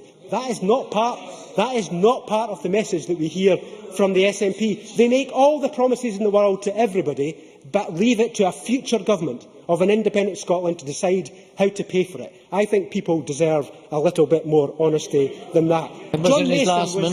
John Mason was very brave, and I'm not surprised he was brave, to criticise the Finance Secretary for claiming that it was a surplus that Scotland had under the GERS figures. He was brave to do that. I suspect his chances of moving forward to the front benches have been limited, but I praise him for doing that nonetheless. Margaret McAuliffe's remarks I was very pleased to hear. Her advocacy of more powers for the Scottish Parliament is a great thing. It's something Liberal Democrats are very much in favour of with our Home Rule plans, and I hope members on these benches embrace that agenda if they were to lose the referendum, which I hope they do. Mary Scanlon was also quite right to praise many of the benefits that have been delivered through the budget, including the very proud Liberal Democrat policy of the £10,000 tax threshold, taking those on low and middle incomes out of tax altogether. Thank you, Presiding Officer. Thank you. I now call on Gavin Brown. Up to 6 minutes, please. Thank you, Deputy Presiding Officer. Let me begin my summation with two important points I think that have to be made. The first one is we've heard time and again throughout this debate from nationalist politicians that the union argument, or the unionist argument, is that Scotland wouldn't cope. Not a single speaker from any of the unionist parties in this chamber in the time I have been an MSP has ever said Scotland is too weak, Scotland is too poor, Scotland wouldn't cope. They assert that is a unionist position, but let me be very clear, it is not the position of this party, and I don't believe it's the position of any unionist party in this chamber. Of course, Scotland is not too weak. Of course, we would cope. The question is, why would you want to do it? And the question is, what would an independent Scotland actually look like? It's very easy for people like Willie Coffey, who was very measured in most of his speech, to nonchalantly say we would have £48 billion worth of oil revenues over the next few years. That is pure assertion, pure conjecture, and if that is what you are going to base your budget and fiscal choices on, then you are entering the realms of fantasy. But the second initial point I want to make is that I believe firmly, Deputy Presiding Officer, that every single member of this Parliament, regardless of party affiliation or none, has Scotland's best interest at heart. And it serves nobody well. It serves nobody well for people on one side of a debate to say that others seek to diminish Scotland, to suggest that we don't have Scotland's best interests at heart, or in the case of Mike Mackenzie, to suggest that we lack integrity, and he hasn't heard anything in the debate that suggests we have integrity. That does not suit this debate well, and I hope politicians on all sides can rise to the challenge of what is a far more serious and important debate than that. I'm happy to give way to John Mason. John Mason. One of the points of integrity was that there was a deliberate hiding of the oil figures back in the 70s. Would you accept that that happened at Westminster? Gavin Brown. Deputy Presiding Officer, we can see what the oil figures are year upon year upon year in GERS. They are available for everybody to see, and we can see that in some years they are £12 billion, but in others they have been £1 billion. Now, we heard the assertion that Scotland is a bit more, that the UK is actually a bit like Greece and Cyprus. We're not far away from that. I don't know how anybody can take that one seriously, and I asked a simple question to the member who said that. Why on earth, then, do investors around the world come to the UK, and why has the cost of borrowing for the UK gone down in the last couple of weeks since the AAA rating was very regrettably, I have to say, lost? But the reality is the cost of borrowing has gone down since then. We heard from Mr Kenneth Gibson that it's not the volatility of oil, it's the alleged volatility of oil. Now, I point out gently to anyone who says it's alleged volatility that it was £11.3 billion in 11-12. Oil and Gas UK will be £7.3 billion in 12-13. That's a pretty big jump year on year, but that is not unusual. It has fluctuated over a 32-year period between £12 billion at the highest and £1 billion at the lowest. That is enormous volatility, and it is far more than alleged. We heard the ridiculous argument again, as we've heard time and time again, that Scotland's oil revenues over the years have propped up the Treasury. They actually used those words. They have. That was so predictable that it was about to happen, Deputy Presiding Officer.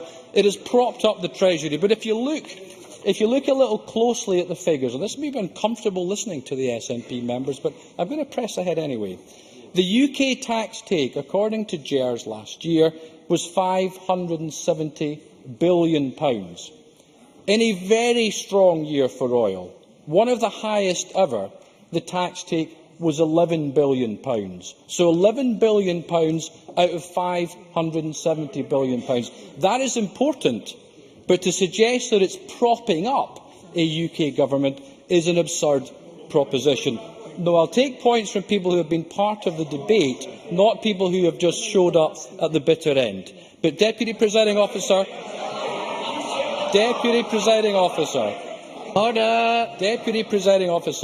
to suggest that it props up the Treasury is absurd.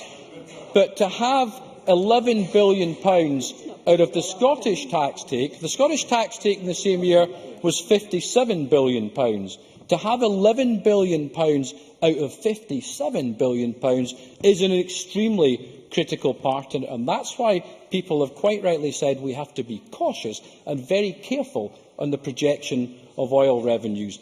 If £11 billion drops to £7 billion when your total tax take is £570, the automatic stabilisers can kick in. If it drops by £4 billion when your entire tax take is £57 billion, you have a big problem. You have to push up tax or cut public spending or borrow excessively. Deputy Presiding Officer, the demographics, as we heard earlier, are trickier in Scotland. Spending in Scotland is substantially higher already, and the cost of borrowing, as we've heard time and again, is likely to be higher. For all of those reasons, Deputy Presiding Officer, it is extremely risky, and that's why our campaign, that's why Better Together, are being realistic as opposed to pessimistic. Thank you. Thank you very much. Now call on Rhoda Grant. Up to 7 minutes, please, Ms Grant.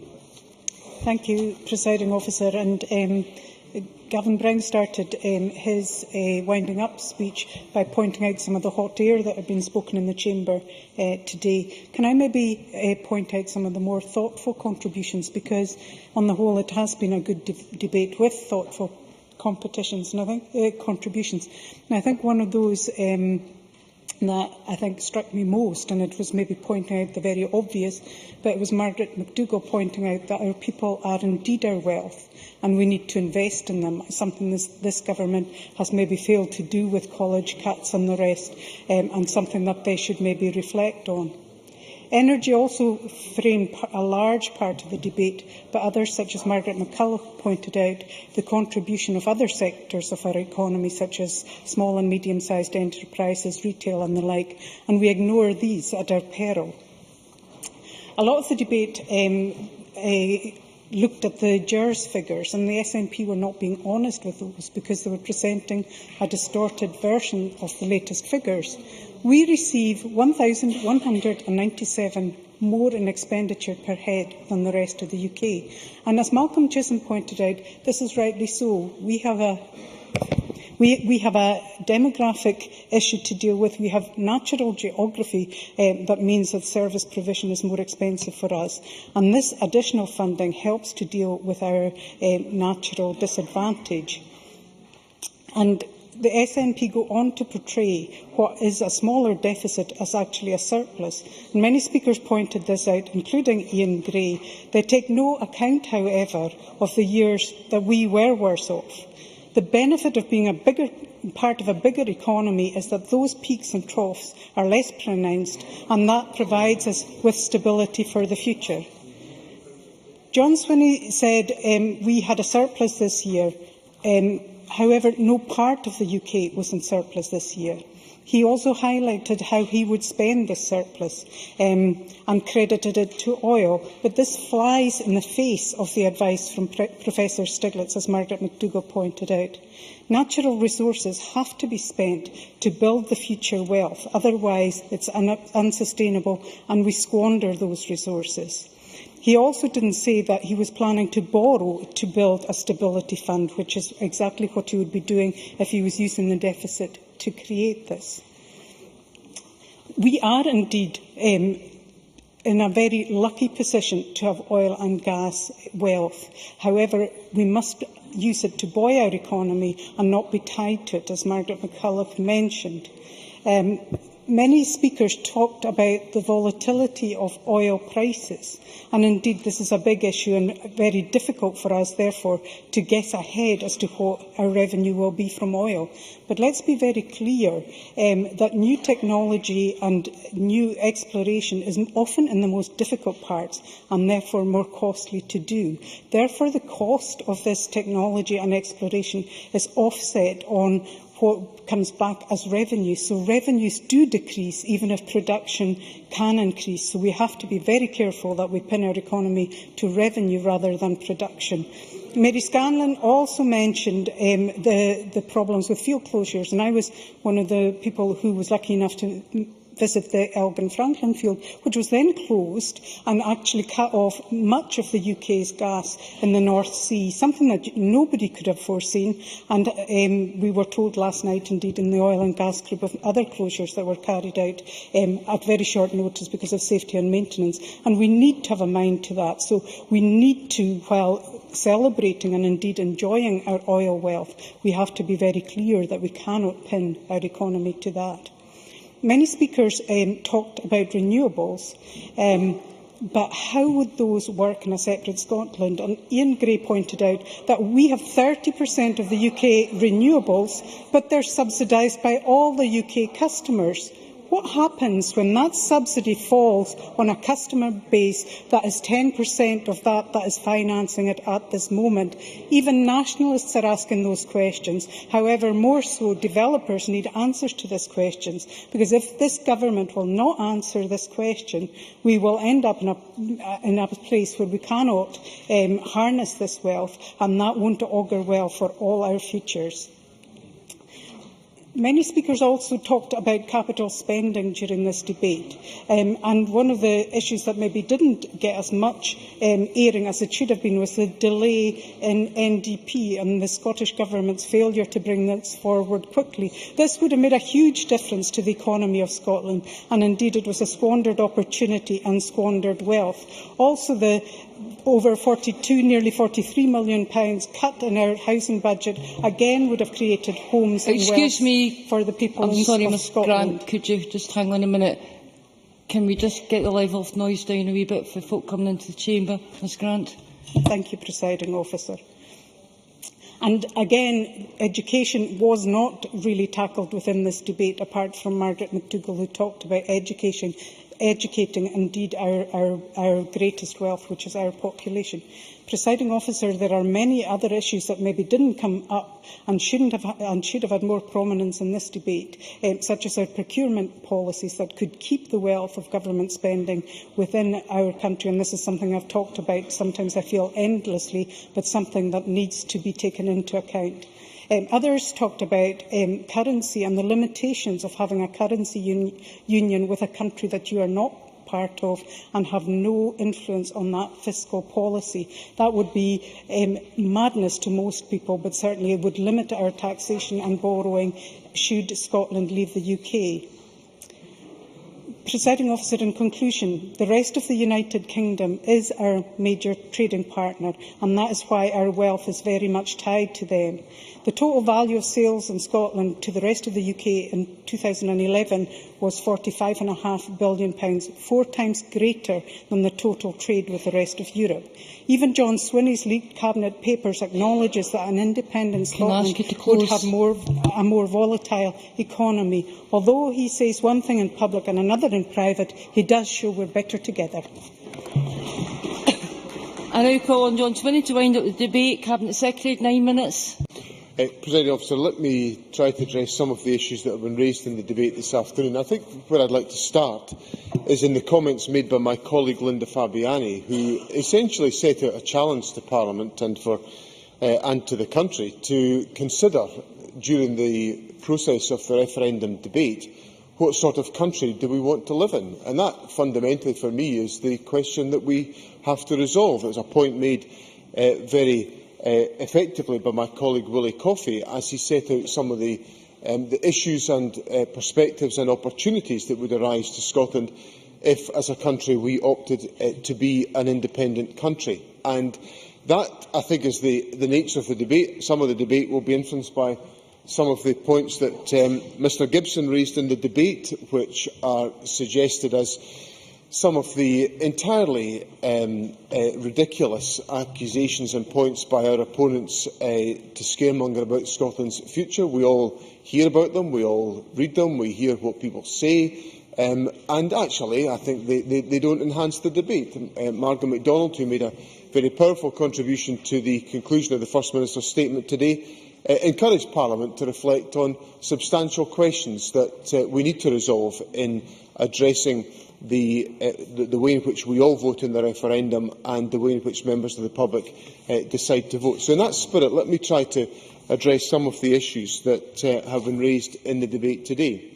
Gavin Brown cautioned us in the debate not to lay heavy emphasis on any 1 year in terms of the analysis that is undertaken under the GERS analysis. I think that if we look at the financial performance of Scotland over a number of years, we can see that Scotland has, relative to the rest of the United Kingdom, not just in 1 year of 2011-12, but in numerous years, ran a fiscal position that has been in a stronger relative position than the rest of the UK. Anybody that tries to suggest that I was talking about Scotland having a surplus, not a relative surplus, in the course of the debate, clearly wasn't listening to the words that I was expressing in the debate. We are in a comparatively better and stronger position than the rest of the United Kingdom, and the question is whether we want to take control of that relatively stronger financial position and make it work for the benefit and the advantage of the people of this country. Now, of course, yes. I'm just puzzled by that, because during his speech he mentioned numerous times the word surplus. So is it a surplus or is it not a surplus? Cabinet Secretary. It's just exactly what I've said. It is a relative surplus. It's a comparatively. Well, it's not. It's not. Let's just use this phrase. We're better off independent than we are together.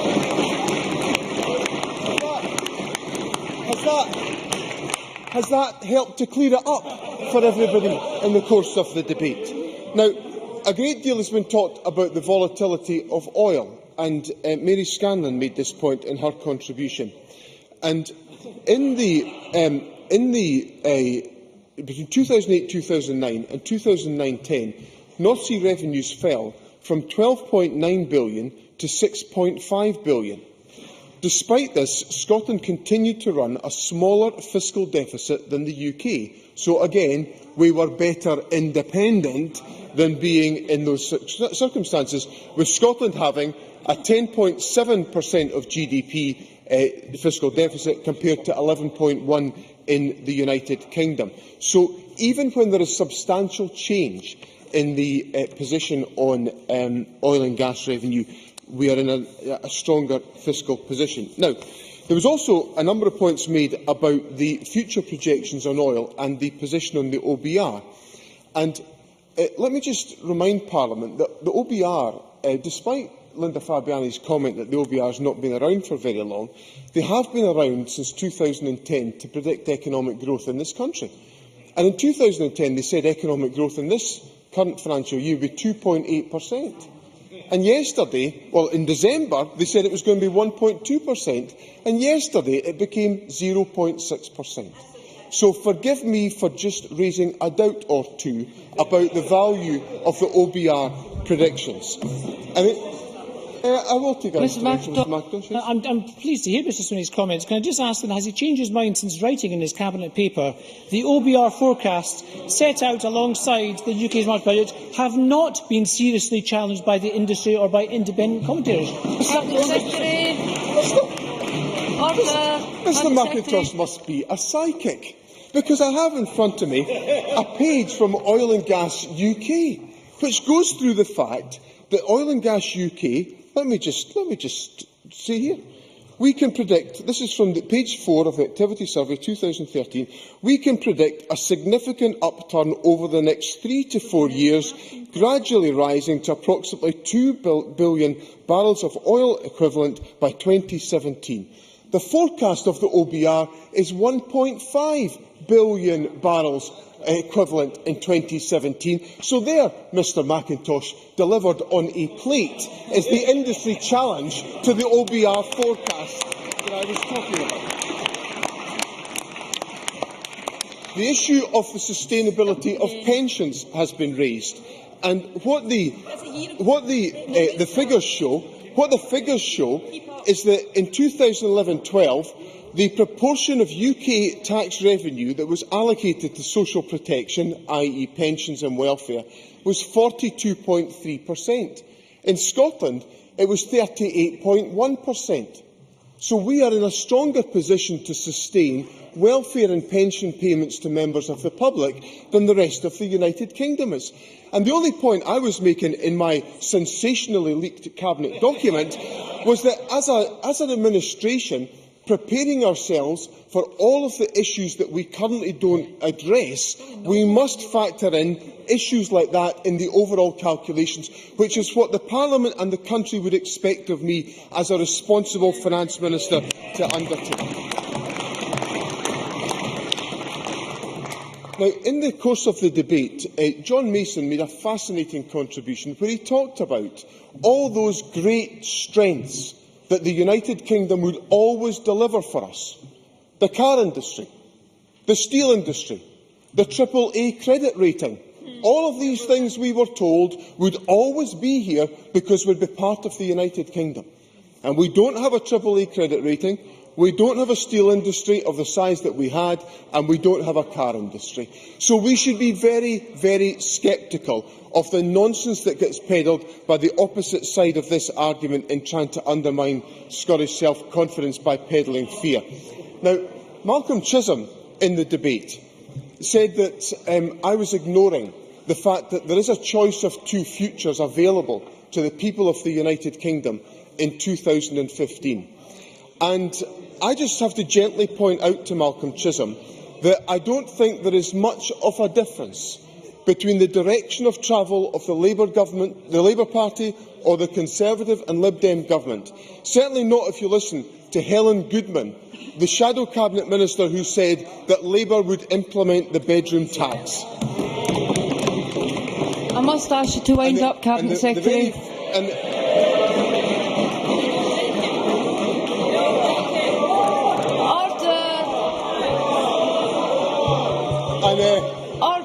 the Cabinet Secretary have another couple of sentences? Well, there you are.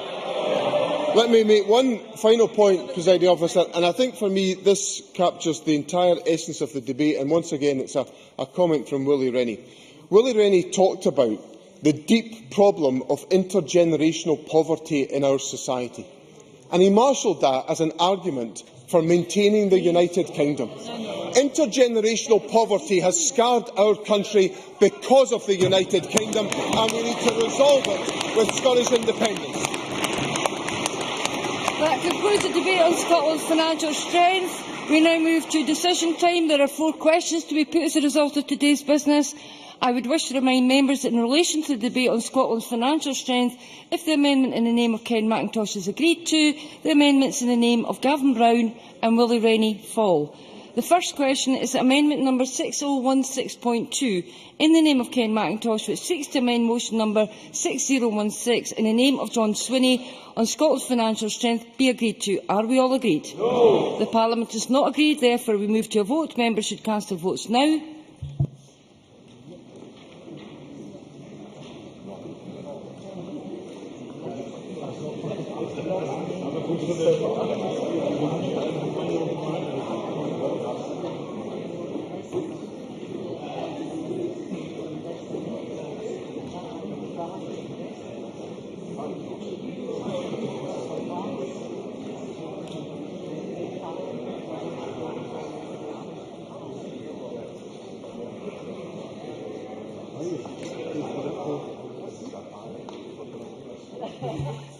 The result of the vote on amendment number 6016.2 in the name of Ken Macintosh is as follows. Yes, 45.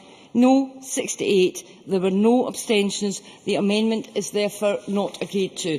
The next question is that amendment number 6016.3 in the name of Gavin Brown, which seeks to amend the motion number 6016 in the name of John Swinney on Scotland's financial strength, be agreed to. Are we all agreed? No. The Parliament is not agreed. We move to a vote. Members should cast their votes now.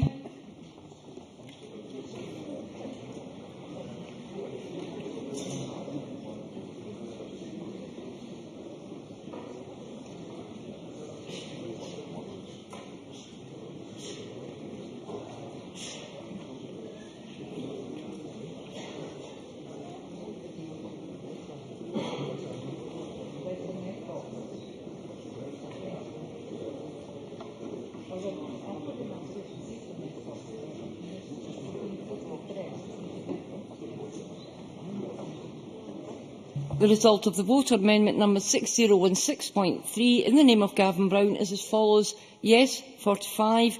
No, 68. There were no abstentions. The amendment is therefore not agreed to.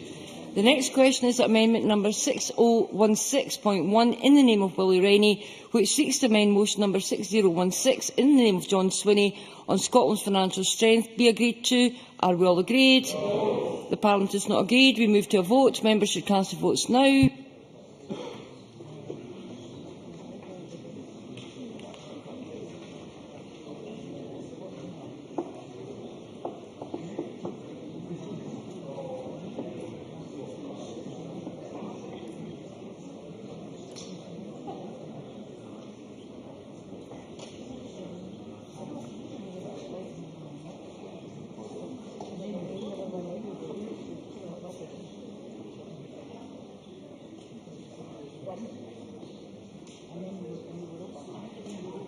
The result of the vote on amendment number 6016.1 in the name of Willie Rennie is as follows. Yes, 45.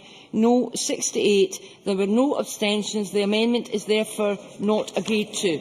The next question is that motion number 6016 in the name of John Swinney on Scotland's financial strength be agreed to. Are we all agreed? Yes. The Parliament is not agreed. We move to a vote. Members should cast their votes now.